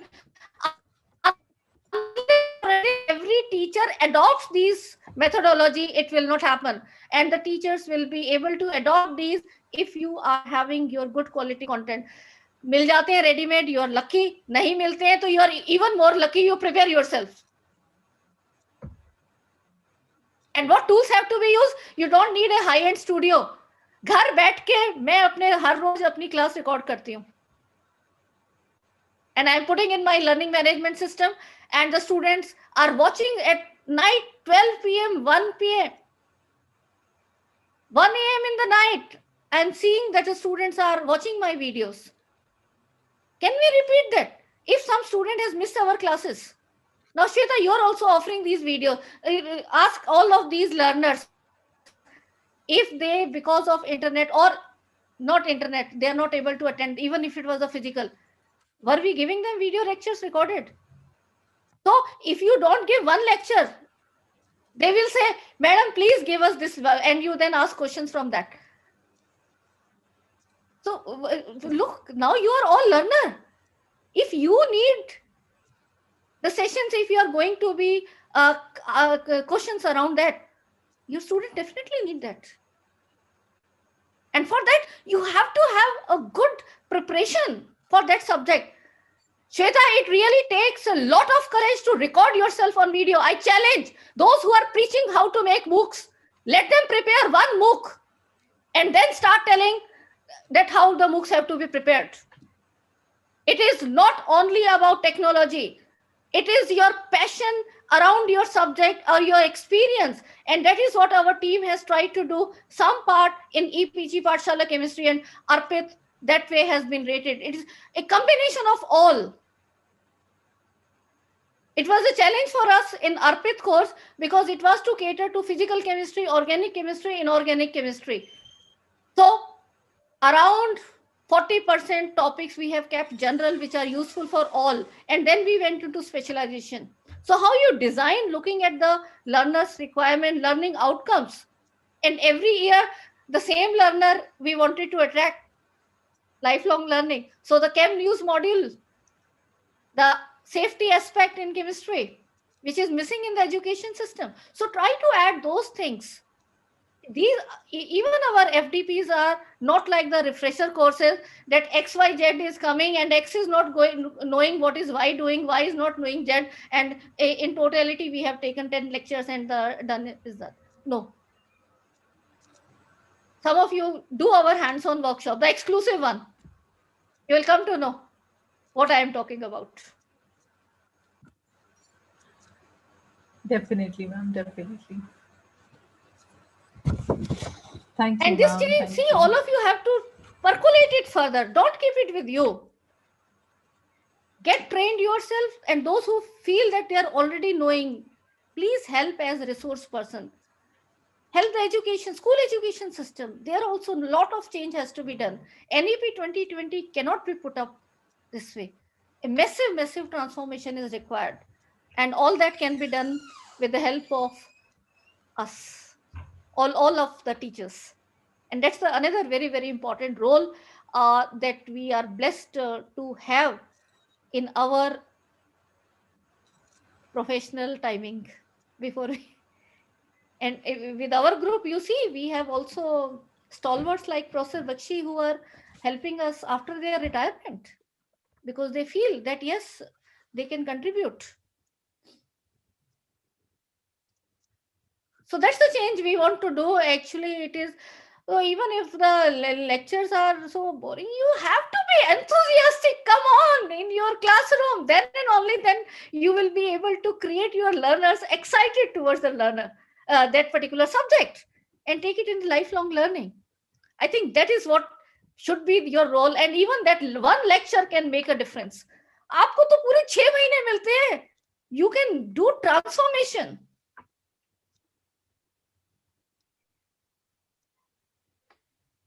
So, I hope no more questions.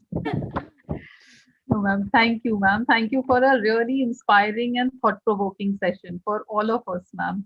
I'm sure that all our participants are inspired and they will start working towards creation of MOOCs and e-content on whatever platform that they want to use, but just they need to start working upon it.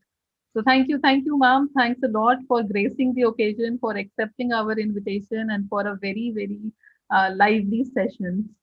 Ma'am, now we'll have a group photograph with you and all our participants. So I will request all the participants to please switch on their cameras for a group Yeah, photograph. I'm very happy to see you all. Hello, can we wave hands? Yes, definitely. Smile, yes. Please, these are the some ways you can also interact with your learners. मेरे को तो कुछ ज़्यादा भाषण देना था, but in your classroom, be more interactive. Come on. True, very true, ma'am. So very happy to see you all.